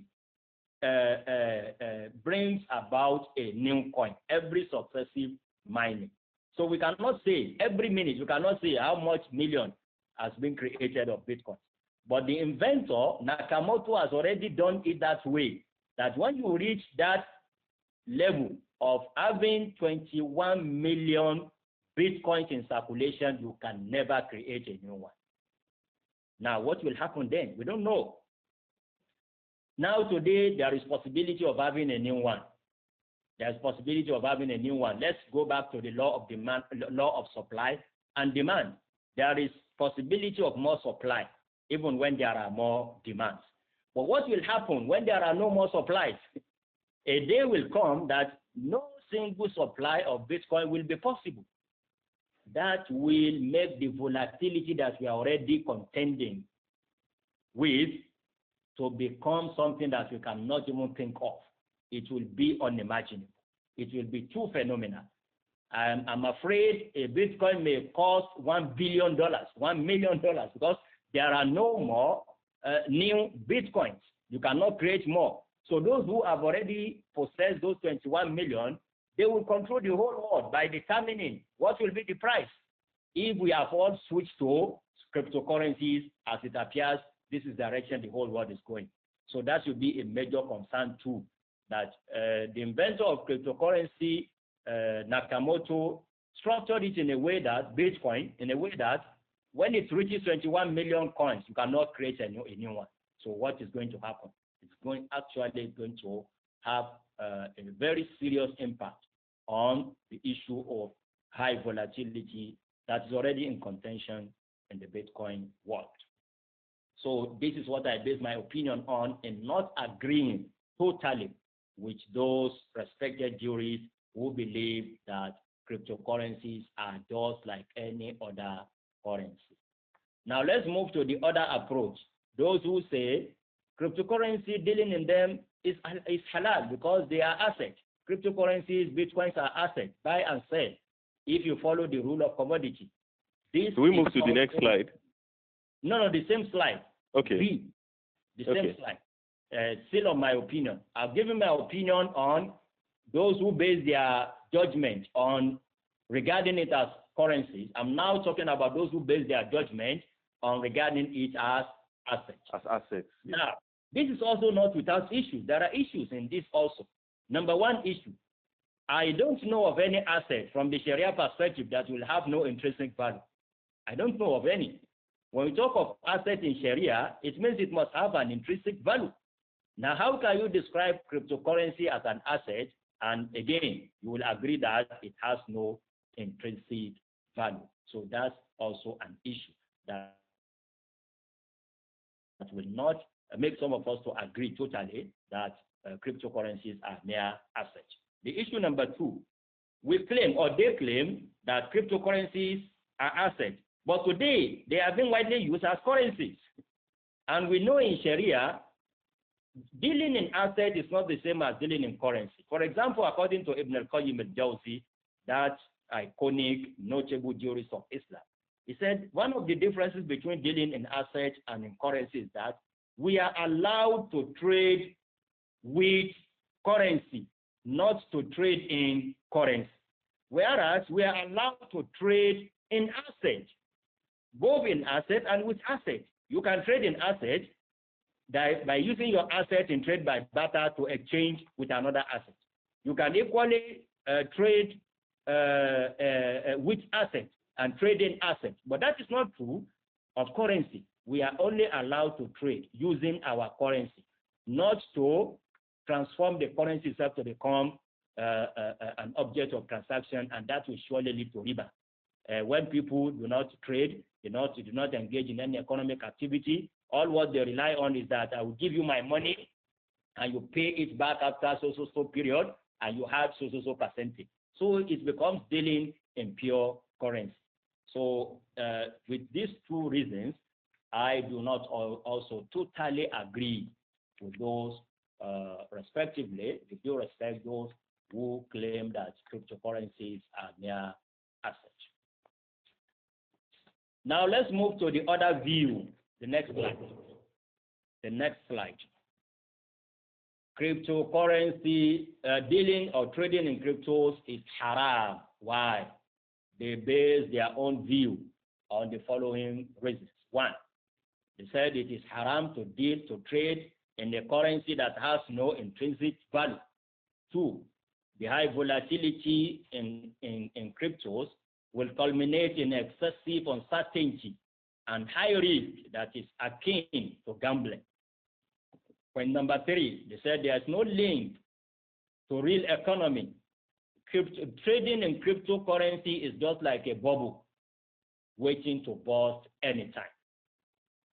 Point number four, they said cryptos are used for illicit activities. This is a very important factor. They said we are declaring, especially those formal official iftar bodies, this is where they hanged their fatwa on mainly, that cryptos are being used to perpetrate crimes, and we have a duty to prevent crime in the society. Number five, ambiguity and anonymity, even in the identity of the inventor himself, as we said earlier on. Number six, cryptocurrencies are not issued, are not regulated by any government or constituted authority. So these are their arguments, these are the justifications or basis of saying that trading in cryptocurrencies is haram. Now to my own opinion, humble opinion. The next slide. My opinion. I humbly submit that what they have said just as I reacted to the other side too, they are not to be taken for granted. They are not to be taken for granted. I will take them one after the other. They said, we don't allow trading in cryptocurrency because it's a currency that has no intrinsic value. Then we will have to prohibit dealing in dollars, in naira, in real, in pound sterling. They are all fiat money. They don't have any intrinsic value. So that will actually defeat the first point. It's not a good point to say that we don't allow trading because it has no intrinsic value. Other fiat currencies also do not have intrinsic value, and nobody has come to say trading in them is haram. Number two, the high volatility issue that they mentioned is a concern, really. Like I told you, how can something move from 0.06 11 years ago and become 55,000 today, and we don't know what will become tomorrow? Is a real concern. It must be a real concern. But my position on this is that this may not be peculiar to cryptocurrencies.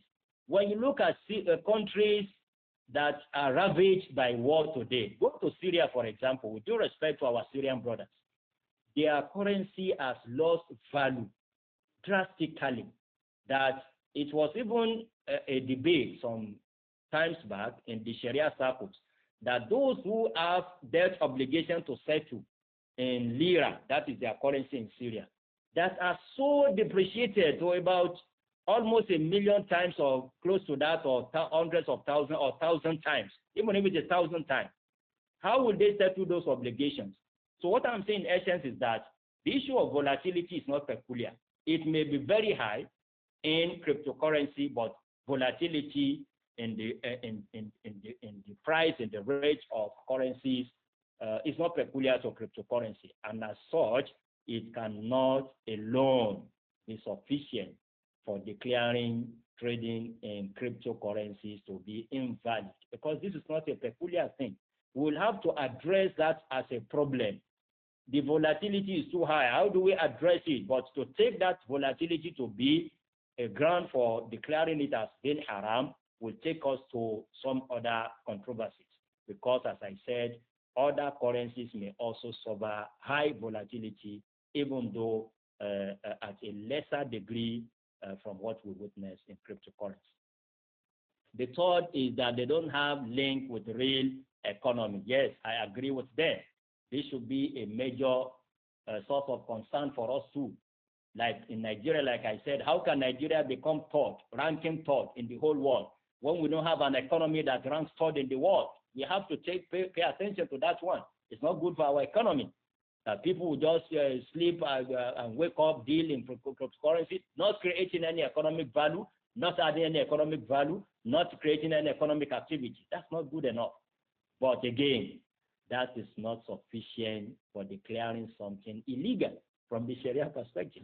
We have to see those ones as problems and find ways of solving them. For example, in solving this issue of no link with real economy, what I propose is that if we allow cryptocurrency, we must disallow derivatives coming from this cryptocurrency.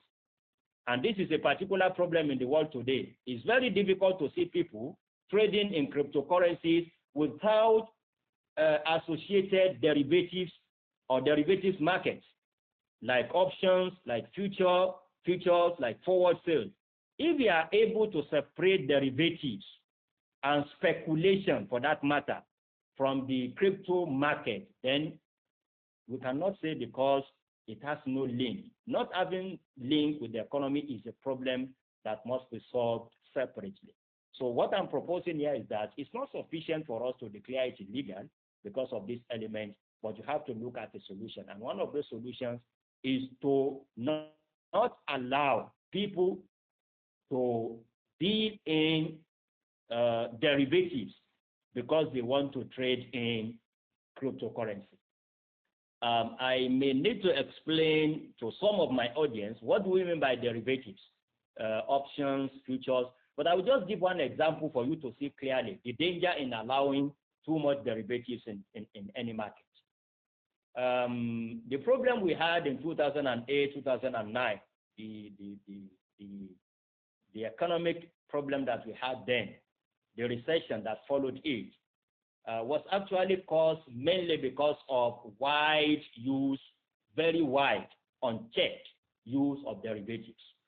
To the extent that it was estimated that derivatives market alone, around 2009 or so, accounted for about 600 trillion US dollars. Imagine, $600 trillion. And when we look at the whole size of the world economy then, it was estimated at just about $60 trillion. We have 60 trillion real economy, and we have 540 fake economy. That's the implication. We are dealing in derivatives to the tune of $600 trillion, whereas the real economic activity was just put at $60 trillion. So this is an example of what we are talking of. It's not good to separate any trading activity from the real economic activity in any society. But again, as I said, that alone cannot be sufficient for declaring something illegal, but rather must be seen as a problem looking for a Sharia solution. Number 4, they said cryptos are used for illicit activities. That is very, very correct. That's very, very correct. In fact, it was proved that the first years, the first years of trading in cryptocurrency, they were known in black markets. Before people start showing interest, it was people people of the underworld that were using cryptos. That's very true. But the narrative has changed. The narrative has changed, and that is why that one alone cannot be sufficient as a ground of nullity, of invalidity. Because when criminals are using it, yes, but when non-criminals are not using it, we cannot maintain the same rule. We cannot maintain the same rule. And you see, in Sharia, we have a rule that says blocking the means, Saddu Dharia. But Saddu Dharia has its own parameters. You cannot say because A may lead to B, then I will disallow A because it may lead. You have to prove that it will certainly lead to B before it can be blocked in Sharia. So we cannot go into details of that one, but I think what I've said is sufficient for us to see that why I'm not agreeing with that point, that because cryptocurrencies are being used for illegal activities, yes, but the reality is that it is also being used for genuine, for legitimate economic or business activities. Number 5, the issue of ambiguity and anonymity. Yes, that's a very serious one. It's a very serious one. Even the inventor, we do not know who he was or who he is, whether he's still alive or not, whether he still holds certain amount or maybe majority of Bitcoin still under his control, that it will use to control the economy of the whole world one day. We can't say all this. But you see, we have to, that is what actually led me into going into details. I took my time to go into what is actually cryptocurrency before coming to talk about Sharia perspective, because I want to be sure I'm talking in the right perspective. You see, when we say ambiguity, anonymity is true. You can come to the crypto market with a fake name. Nobody will know you. But the reality of the matter is that if you look at that technology,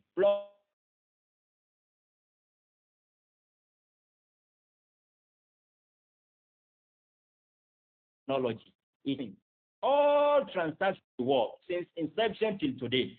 If you want to trace all transactions, who did what, how many Bitcoin was transferred to whom, even if someone has been using 100 fake names, the blockchain technology will allow us, if we want, to know that all these fake names, 100 fake names, actually belong to just one source.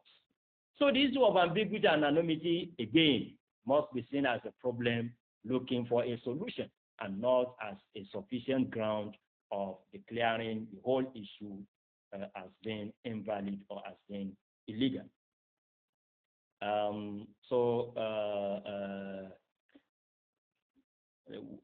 That is number 5. The last one, they said we don't allow trading in cryptos because they are not regulated, they are not issued by constituted authority. My answer to that one, I do not agree with this one too, just as a lot of researchers and scholars in the world are not agreeing, is the fact that in Sharia, there's nothing that says currency must be issued by a government. Yes, it's good if you have government issuing currencies. Do you know why? Because there are benefits attached to that. One, you will have a clear benchmark. It will be very clear. If Naira is issued and regulated by Central Bank of Nigeria, it will determine the flow. It will determine, it will even control, manage the inflation in the market. So it's good for a government to be the one issuing currency. One of the benefits of when you have a government issuing currencies is that it's a good mechanism for combating counterfeit and fake currencies. That we will have ways of knowing, oh, this is fake dollar, this is fake Naira. It's good. And it will boost the people's confidence. The wide acceptance will be there, otherwise known as Rawaj. But scholars have said hundreds of years ago, if you can guarantee all these benefits in a currency that is issued by a non-governmental entity, it's allowed in Sharia. It's not a rule. It's not a must that government must be the one to issue. Government is issuing because there are a lot of benefit associated with that, but it's a matter of maslaha, public interest, interest of all. If we can have another system that will equally give us clear benchmark, we have that one in crypto. Combat counterfeit, we have that one, at least with a very certain level in blockchain technology. I've told you they were able to solve the problem of double spending using this same blockchain technology. And it is being widely accepted all over the world now. So you can see that those benefits can also be available even in a currency that is issued by a non-governmental entity. So I think with this, we are done with the fourth most important issue, trading in cryptocurrency, investing in cryptocurrency market. A minute, please.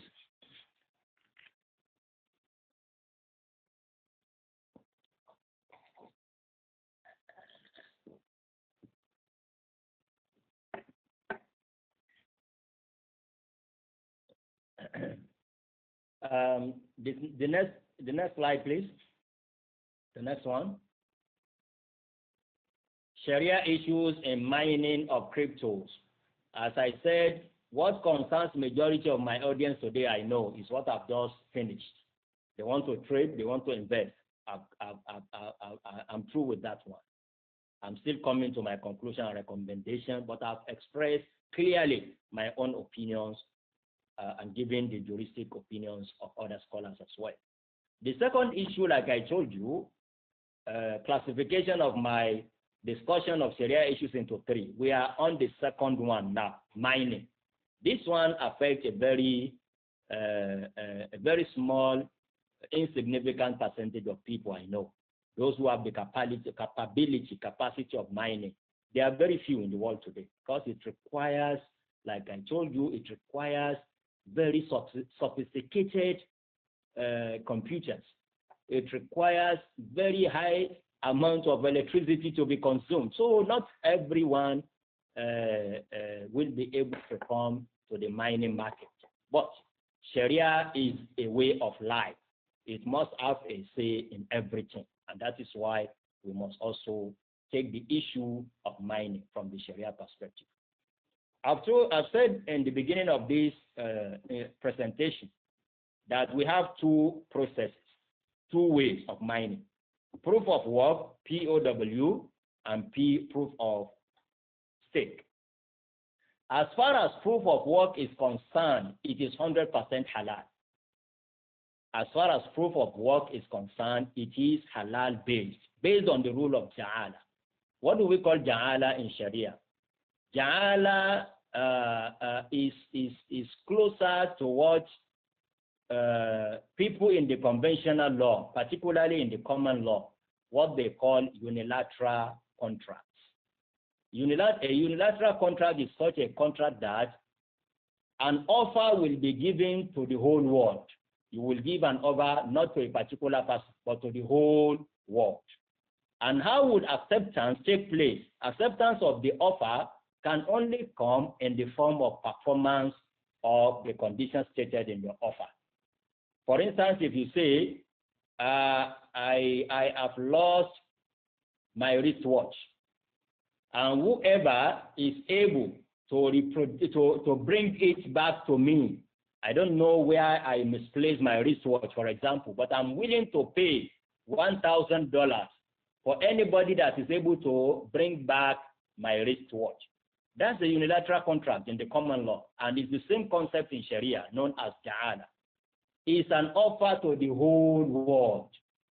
It's not an offer to a particular person, but to the whole world. And who will accept this offer? The acceptance can only come if somebody comes up now and says, this is your wristwatch, Professor Alaro. It means he has accepted my offer, and the contract will now be between me and him. The same thing goes with the rule of ja'ala. Ja'ala is a case where you will just give an offer to the whole world that who can do this, I will give him so. And if he successfully does it, you have to give him what you have promised. This is what we call ja'ala in Sharia, and the Sharia basis for that one is even in Al-Quran Al-Kareem. In Surah Yusuf, chapter 12 of Al-Quran Al-Kareem, Allah says, narrating the story of Yusuf and his brothers, قالوا نفقد سواع الملك ولمن جاء به حمل بعير وأنا به زعيم وَلِمَنْ جَاءَ بِهِ حِمْلُ بَعِيرٍ وَأَنَا بِهِ زَعِيمٌ. That is the verse, that is the authority relied upon in Sharia to legalize unilateral contract or ja'ala. The meaning of this verse is that they announced in Egypt that we have lost the bowl or the golden cup of the king. We don't know, somebody stole it. But whoever is able to bring it back, to reproduce it from anywhere, to retrieve it from the thief, وَلِمَنْ جَاءَ بِهِ حِمْلُ بَعِيرٍ. Its reward will be a full camel load of provision. So whoever brings the cup, the golden cup or bowl of the king back, will actually be entitled to the full camel load of provision. And that is halal for him. The same thing happens in the mining world, in cryptocurrency market. They will say, we have a new transaction, and to authenticate, to validate this transaction on our ledger, the digital ledger, the blockchain technology, these are the mathematical equations to be solved in algorithms. Then all of you, anybody that solves it will get a reward, and the reward will be a new Bitcoin. So it's perfectly in line with the rules of ja'ala or unilateral contract in Sharia. And that is why I said, as far as mining, using POW, proof of work, is concerned, is 100% halal. Now, what of POS? Can we say the same thing of POS, proof of stake? No. The issue with proof of stake, as I said earlier on when I was explaining those concepts, is that unlike in proof of work, your chance of being rewarded in proof of stake depends largely on the amount of money you have, on what you have staked in that coin that you want to mine. The higher the amount you have staked, the bigger, the brighter your chances of being the one who will be rewarded. That is why some scholars have reservations by saying this one looks like gambling. It's like those who are participating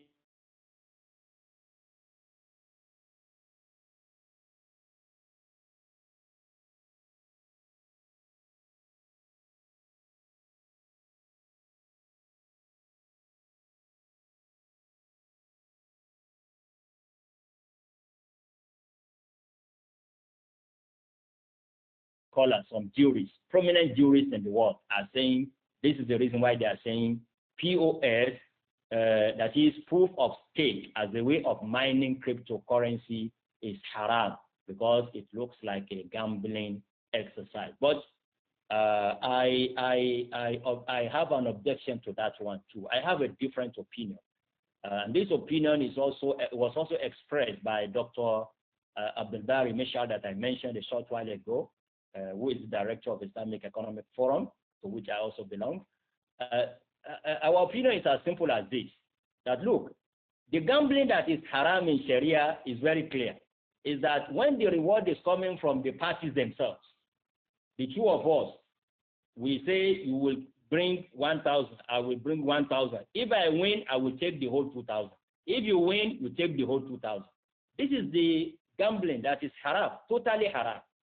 Whether we are 200, 400 or more.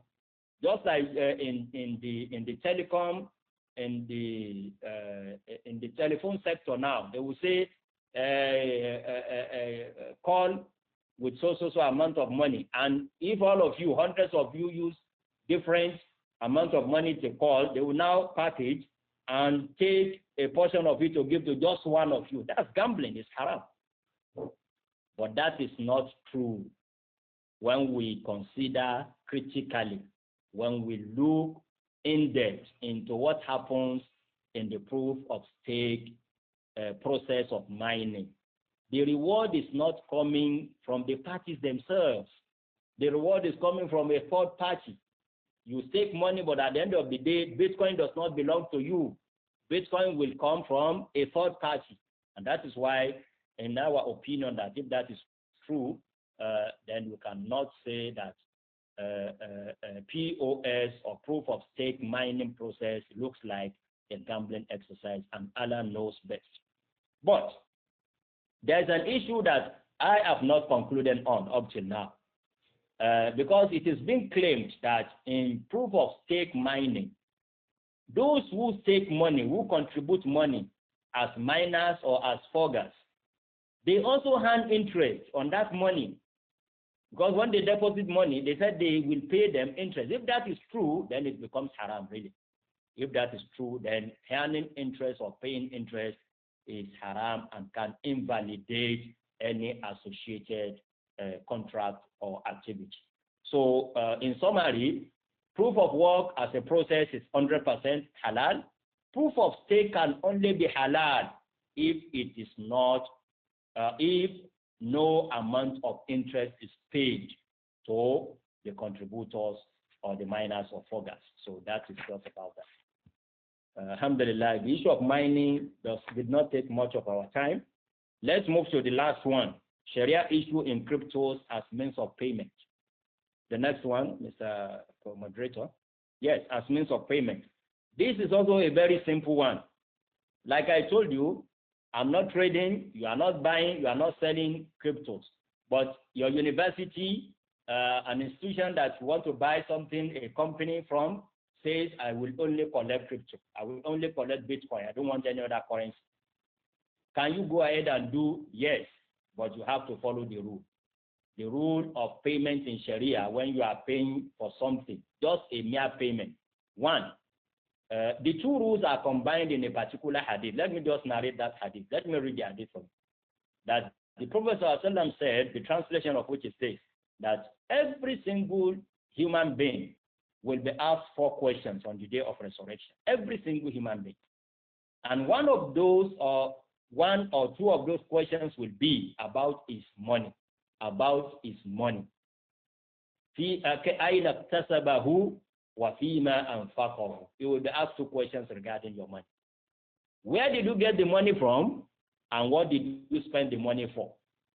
These are the 2 rules that will govern our activities in relation to using cryptocurrencies, and in fact any other currency for that matter, as means of payment. We will look into how you procure your cryptocurrency. You hack into anonymous computer and you are able to steal from his wallet, e-wallet, if that is possible. Although in blockchain technology, like I said, it's difficult. It's almost impossible. But let us assume it is possible for people.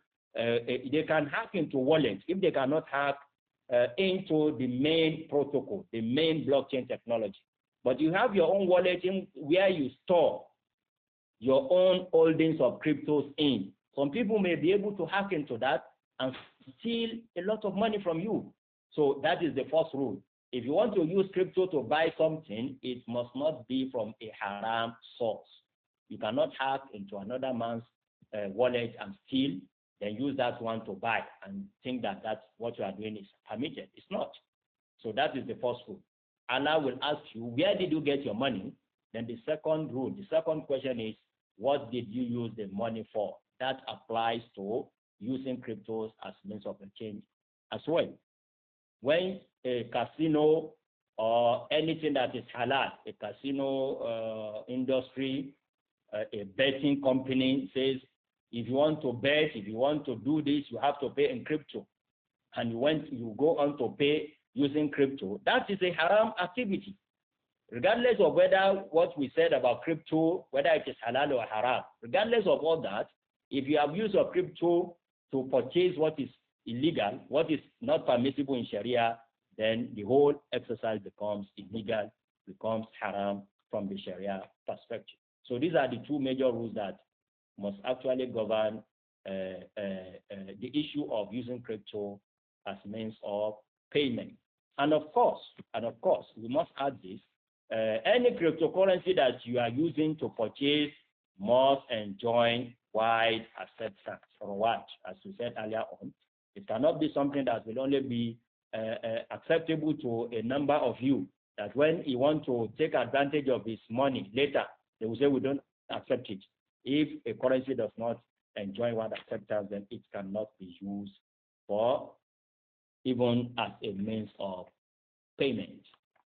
Now to the conclusion. Alhamdulillah.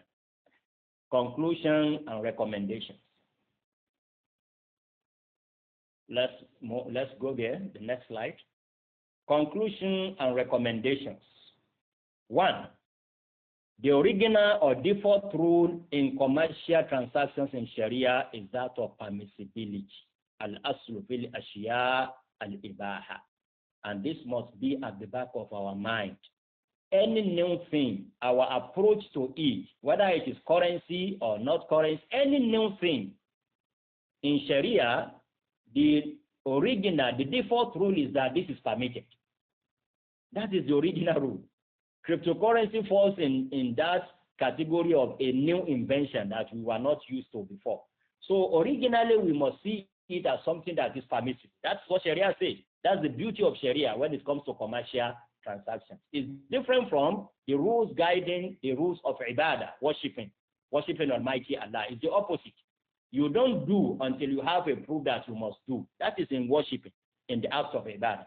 But in contrast, in commercial transactions, the opposite is the case. It is originally halal until when you do something that makes it haram. I want that one to be noted. Our approach to issues in Sharia, or in commercial law in Sharia, is that original or default rule is that of permissibility. But that permissibility may be removed, may be taken away if you perpetrate something that will now render the activity or the contract as becoming illegal or invalid. Number 2, most of the concerns raised about cryptos do not affect the technology itself. That's my conclusion. And based on what I've enumerated, what I've explained in the course of this lecture, you will see clearly that most of the concerns being raised, they are not targeted at the concept. Neither are they targeted at the technology. Neither are they targeted at the protocols producing bitcoins or other cryptocurrencies. But essentially, those concerns revolve around how and what cryptos are used. How and for what cryptos are used. And this is the pivotal issue that must actually guide our utterances, our pronouncement, whether it is halal or haram. We cannot close our eyes to the fact that cryptos are being used for illegal activities and say, no, it's a currency, it must be allowed. That is not Sharia. At the same time, we must not say that because 1, 2, 3 people are using it for illegal activities, then it becomes illegal for those who want to use it for legal activities. Sharia does not operate that way. So we have to bear at the back of our mind that the original rule is that of permissibility, but the permissibility may be taken away depending on how and what cryptos are used for. and this is what will take me into discussing briefly the rule of Shaddu Dharia, blocking the means.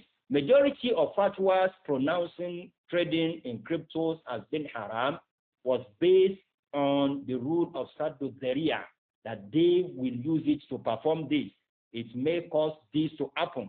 So this is the rule of Shaddu Dharia. But again, is a common knowledge in Sharia that we do not block every means. We do not block every means. Means are there as facilities from Almighty Allah. But when do we block a means? It's only when that means will certainly or mainly lead to an illegal end. I will come again on that one. Blocking the means does not mean if you suspect, mere suspicion, you go and block the means. No, that's not Sharia. Sharia, we have a rule that says there must be quwwatu tuhma, quwwatu at-tuhma. The suspicion must be real. The suspicion must be very strong. This currency either certainly or mainly is going to be used for illegal activity. Then we can block the means by pronouncing it originally to be haram, because it will either mainly or certainly lead to an illegal end. Also, one of those rules that you must bear in mind, whoever is in the position of pronouncing on the status of cryptos in Islam, we must bear in mind the rule of maslaha and mafsada, is the rule of Sharia. That is, we always weigh, especially when we don't have clear-cut Sharia injunctions. Like in this case, we don't have any ayah or hadith to say crypto is halal or haram. So we resort to other mechanisms. One of those mechanisms is to weigh between the benefits and harms involved, embedded in the activities surrounding crypto markets and crypto trading. We have to look, every country will have to look at the benefits and harms. Then the Sharia says, if you have more benefits, you say it is halal. If you have more harms, you don't hesitate, you declare it as being haram. And even when it can be both. It can bring benefit, it may cause harm. Sharia says you give priority to prevention of harm before realization of benefit. So this should be a parameter that anybody that is considering, that is pronouncing on the status of crypto must also take account of. Governments and monetary authorities, this is now a recommendation. Governments and monetary authorities are therefore advised to critically look into the pros and cons of cryptocurrencies and thereafter take a decision as to, 1, whether to allow it, 2, whether to disallow it. A third option may be to introduce some levels of regulation for crypto-related activities.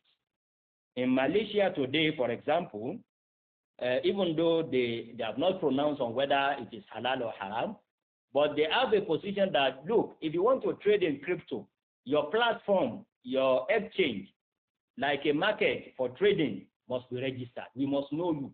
Those of you that are dealing, the platform that we are using must not be anonymous. This is a level of regulation that could be a third option for a country that does not want to disallow. Based on what I've said, Shaddu Dharia must be considered. Al-maslaha, al-mafsada, weighing between harms and benefits must be considered. Then they take an option. Is either to disallow, is either to allow, or to allow but with certain regulations like what they are doing presently in Malaysia. Another recommendation: excessive trading in crypto without creating any real economic activity is not healthy for a nation's economy. I'm directing this particularly to my country, Nigeria. We need to sit down.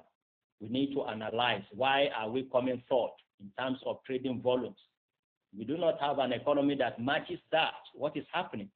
Because for people to now focus on trading in what will not lead to creation of real economic activity is not good for any nation, for economy of any nation for that matter. And for this, I will quote Ibn al-Qayyim once again, that iconic jurist of Islam once again, who says, money is never sought for itself. Rather, it is used as a means to gain commodities. When money begins to be treated as a commodity and becomes the objective of transactions, the entire economic system gets corrupted and will be in crisis. This is coming from I'lam al-Muwakki'in al-Rabb al-Alamin by Ibn al-Qayyim al-Jawzi, volume 2, page 105. And finally, I've advised government, I've advised monetary authorities, regulators. Let me also advise individuals, listeners to me at this moment. You must exercise caution if you must trade in cryptos. That's the rule. That's the truth. You must exercise caution. It's a very risky venture. It may plunge you into sudden and devastating level of poverty. Let me say it practically. Losing one single Bitcoin means one Bitcoin. If you lose one Bitcoin, means you are losing 55,000 US dollars today. And in Naira, it means more than 26 million Naira in just the in just the twinkle of an eye. Within the twinkle of an eye, you can just lose 26 million Naira for losing just one Bitcoin. If you lose two, you know how much it will become. If you lose 3 Bitcoin, so it's a very risky venture that you must exercise caution if you must trade in cryptos. It's a very risky one, and caution must be exercised. And finally, thanks for listening. The next slide, I have something there too that I want all my audience to read. The next one. Slide 25, please. Can you see it? Can you all? I want them to see it. Can you see it all? Yes, we can see it. Thanks for listening. And don't forget that your Bitcoin is zakatable anyway. That is, regardless of all what we have said, if you are still in that business, don't forget to pay your zakat. Whether it is an asset, whether it is regarded as an asset, whether it is regarded as a currency, crypto is zakatable. I ask Allah subhanahu wa ta'ala to make what we have done today beneficial to us all in this life and the next life, and to let Muslims in particular, because I'm talking to an audience of Muslims principally from the Islamic perspective. May Almighty Allah continue to empower and strengthen the Muslim Ummah. Why I've gone this length of analyzing, of taking my time to tell you all the sides, is the fact that crypto market is a very huge market. Capitalization today is $1 trillion. Already, we know Muslims are being, the war against Muslims is being fought in many cases using economic weapons against us. If we can derive a benefit from crypto world, we must not close our eyes. That is my intention. But that should not be a license for us to be careless, to be reckless, not looking at what is halal and what is haram because we want to derive a benefit from the crypto market. But it's a market that's very huge that we cannot just simply close our eyes and pretend as if we do not know that there is a lot of money out there and people are gaining millions of naira almost every day. But at the same time, as Muslims, we must know that anything that we do must be in line with the dictates of Sharia. Allah make all that one easy for us. وصلى الله وسلم وبارك على نبينا محمد وعلى آله وصحبه أجمعين.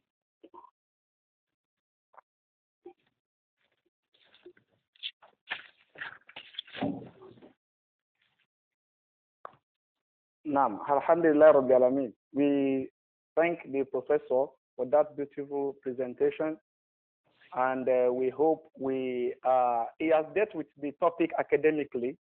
And my fear is that the presentation is not presented in such a way that we can say yes or no, but it has dealt with topic in such a way that he has examined the technological involvement in the technology of a cryptocurrency itself. And not only that, he began with definitions of terms and terminologies for us to know exactly what it is and also referred to historical emergence of a cryptocurrency. And again, he was like trying to let us understand that the technology itself is not haram or is not bad in itself. But the question is, what are the means or what we want to use the technology to achieve? What do you want to trade? And what is the source of the money or the resources you want to use to trade? And that is when he was trying to look into the intrinsic definition, volatility definition, economic linkage of cryptocurrency, and illicit activities have been referenced by some scholars in the face of Sharia, and again the ambiguity and the authority or permission or legal backing of cryptocurrency from different countries and the trend in the modern world market and technology. And again, he was trying to link us to what the Sharia issue as regards the mining and means of payment of payment by using cryptocurrency in such a way that what is the means with which you want to pay for whatever transaction and what is the transaction you want to pay for. And he went ahead to discuss the benefit and the harm in the light of what makes it halal and what makes it haram. And he concluded by giving different advisory opinions to governments to look into the pros and cons of cryptocurrency, the decision to be made by making it halal, legal or illegal with reference to the transaction using cryptocurrency, the appropriate regulation and sanitation to be put in place, and also what is the economic base with which we have to look deeply into cryptocurrency, especially the emergent world market advancement and involvement. So on this, we have to open the floor for concern and question and answer section, and this is going to take us around maybe 30 minutes from the schedule that we're having here. Sorry, Mr. Moderator. Sorry for interruption. Okay. Sorry, I have a meeting starting at exactly 1:30. Okay. And I must observe my zone before that meeting. So I will suggest that we take a maximum of 10 minutes. Okay. Or minimum of 5. Thank you. Okay.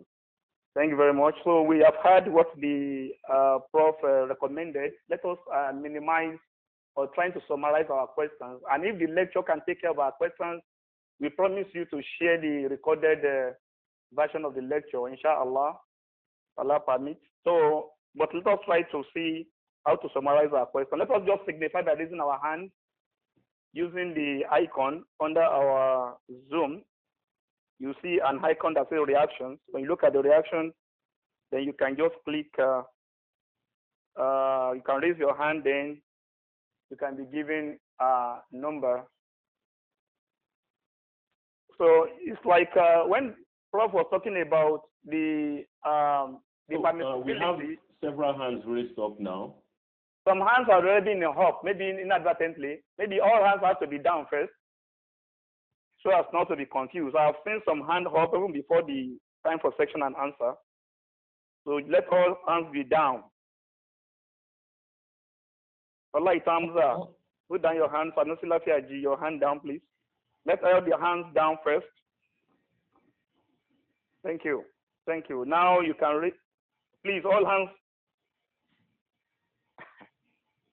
Okay, now we can raise our hand. Okay. So the first hand that is up is. I think we cannot manage these hands. A lot of hands are up. What I have to just do, maybe I have to do. I don't know anybody by name. Maybe we can type our questions in the chat. Okay, better. Yes, let us use the chat. Our questions. Yes, so type our questions. Maybe some of the questions are the same. Yes. So you can easily just merge it together and ask at once. Please let us do that in 2 minutes. Type your question in the chat room. Then from there we can take it up. Like somebody was saying that it's the issue of the cryptocurrencies, like somebody asking in Nigeria, that is it good for a Muslim to have an hotel? you know, it's a kind of a question that somebody who has never been to another place might look the hotel as a place, oh, how can a Muslim have an hotel? But you'll be surprised that you come to Saudi Arabia here, you're going to sleep in hotels all throughout your Umrah. So, but which type of hotel? That is why sometimes the location and where we have to define what the scholar will legislate as regards the permissibility or impermissibility of a particular matter.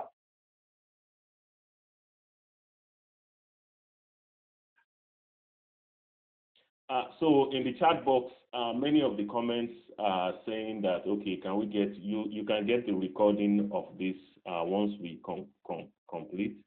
If we have any questions, just type it out. I'm seeing a lot of things in the chat. There's no direct, I think maybe Brother Hussein can manage that. Yes, there's no direct question yet. Okay, no technical question. No technical question related to Islamic law. Can I buy cryptocurrency with the intention of selling it in future? Of course, answered. And that is my maybe perhaps he has to answer this. Most of the questions. Yeah, maybe the Prof also. Because of the presentation. Yes, most of the questions are dealt with in the presentation. Okay. Okay, except paying zakat on crypto.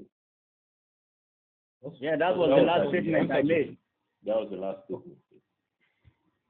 So is the zakat going to also be paid in crypto, or is it going to be paid in other currency? Yeah, I think the answer that. That's a good one. Let's begin with that one. Yes. If you have your crypto and you want to pay zakat on it, first and foremost, you must know that zakat is payable from the same form of money out of which you have to pay zakat. If it is Bitcoin, it's 2.5% of your Bitcoin holdings. Since cryptocurrencies, alhamdulillah, they are not physical currencies. They are virtual currencies. They can only be translated into its equivalent in another currency. Now, for example, if you hold just one currency, one Bitcoin, it means you have 55,000 US dollars. It means in Naira you have more than 26 million Naira. So in your currency, just calculate 2.5 of what you hold and pay zakat with that one. Simple. Not necessarily with Bitcoin. Okay, a follow-up quickly to that. Someone posted, can we pay zakat on something that is haram? No, because that requires a long answer. But let me say it in summary. In Sharia, zakah is only payable on what you own. It's only payable on what you own. And illegal money, you don't own it in Sharia. You are only holding it for somebody else. If you don't release it in this world, it will be taken in an alternative way from you on the day of resurrection.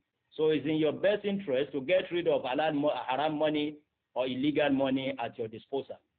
But that is what informed the position of jurists on payment of zakat on haram money, because haram money does not belong to you, and you only pay zakat based on what you own. A follow-up question to that. A number of people have said that they've learned from other lectures that forex trading itself is haram. I've answered that question. Yes. Forex trading has a rule. I recited the hadith of Ibadah. Simply, there are two rules. If it is the same currency, then there are two rules. It must be exchanged at par, and it must be on the spot. But if you are exchanging different currencies with one another, then there is one rule to be followed, and that is the rule of on the spot. You can exchange a naira, a dollar to 500 or to 300, a real to 100, based on your agreement, but it must be on the spot. You give the counterpart money, and the counter value is also received instantly. Follow up to that, sir. Compare that with stock trading. Stock trading means buying and selling of shares. Yes. This one also requires a long answer, because when we talk of shares, Sharia will ask you a question: which shares? Shares of which company? So if shares if a company is producing what is illegal, haram, a brewery, for example, you cannot buy the shares of a brewery, and you cannot even trade in shares of a brewery at the capital market. So it all depends on what the shares represent. Shares are mere representations of assets. We will look into that asset that is being represented by your shares, and that will largely determine the status, whether it is halal or haram. Okay. Another question here, sir. I said, can Prof kindly clarify speculative trading and hoarding as it deals with cryptocurrency trading? That the reason maybe they are holding on to the crypto is to sell it later. Is that one allowed? You see, the rule of hoarding in Sharia, we need to understand this. According to Sa'id ibn al-Musayyib, rahimahullah, is the one who narrated that hadith, that the Prophet ﷺ said, "La yahtakiru illa khatir." No one will hoard commodities except someone who is in a plain error. Is in a plain error. It's another way of saying it is sinful to hoard. But what do we mean by hoarding that is prohibited in Sharia? This is where some people are mixing things up. Hoarding is prohibited because of what it leads to in terms of injury, in terms of harm on the society.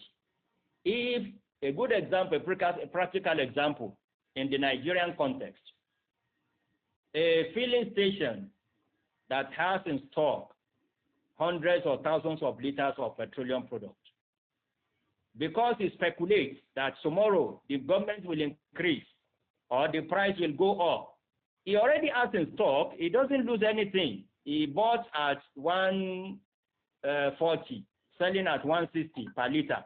But because he is speculating that, oh, it's going to be 200, it's going to be 300, and closes the station, claiming that there's nothing in stock. I don't have. That is hoarding that is prohibited because it is deliberately causing harm and injury to the society. But from another perspective, we have something that is in abundance in the society. For example, this is a period of mango or any fruit for that matter. I can decide that, oh, people have them in abundance in the market, so if I don't sell mine, nobody is hurt. Nobody is being harmed. If I choose not to sell mine, that I will wait for some time for the price to appreciate, then I would sell. I'm not causing any harm to the society. That is not the kind of hoarding that is allowed. Based on this one, you have to look. They said, can we buy that crypto with the intention of selling in future? That is what I've said. If your intention of selling in future does not lead to any harm, it's not that people are badly in need of crypto. Then you hold your own that if they don't see, I will tell them my price and they must pay. Like the typical example of a filling station that I told you of. But to be honest, hoarding, buying crypto with the intention of selling tomorrow is not the type of hoarding that is haram in Sharia. Because crypto is not it's not desperately, nobody is desperately in need of crypto to survive. Are you getting me? We are getting you, sir. So that is the difference. A lot of people have asked, can they get the recording, which we can do? Can they get the slides? Can those slides be shared? Well, I've already sent the slide to one of you, Brother Demola, I think. Yes. Maybe you are only asking for my authority to share. Yes, so the authority to share. Yes. The permission is given. Thank you, sir. Let me see any more questions. Yeah, somebody is saying that is trying to develop Islamic compliant cryptocurrency. Is seeking your opinion to meet you and to discuss some of the things with you personally. I'm more than ready to do that. Let him have my number from Brother Demola. Okay, thank you. Sir, they have said that you are close to CBN. You are doing several things with CBN. Can you give us an insight how they are thinking? What advice what direction are they going to take in terms of scripting? Well, my mandate with CBN is limited. I'm advising CBN on non-interest banking or Islamic banking. It's only when crypto comes to be traded by Islamic banks that CBN will seek my advice. But outside that, I cannot talk on behalf of CBN.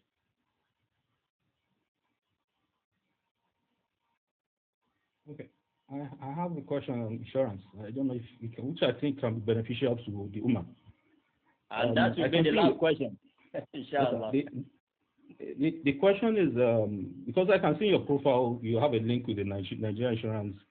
I'm equally an advisor to the Nigeria Insurance Commission, also on Islamic insurance. So on insurance, I don't think we Muslims don't have any info on the aspect that will be useful to the Ummah. So I think if you can actually share those information with us here, the opportunities are open for Muslims and how we can actually access it. It would be very, very good. Okay, thank you very much. Opportunities for Muslims in this regard. One, the federal government of Nigeria has accepted and has accommodated the practice of Islamic insurance in Nigeria. Meaning that as a Muslim, if you had wanted to go into insurance business, but what is actually preventing you from so doing is because you know as a Muslim that conventional insurance is prohibited, then you have a good opportunity of floating your company that will practice Islamic insurance and will get license like any other insurance company. Still in the same vein, we have in Nigeria today about almost 6 companies that have been licensed by the government to practice Islamic insurance. All these companies are in need of human resources. They are in need of brokers. They are in need of advisors. They are in need of managers. So those are opportunities that abound for Muslims that they can key into if you have the qualification of so doing. Alhamdulillah.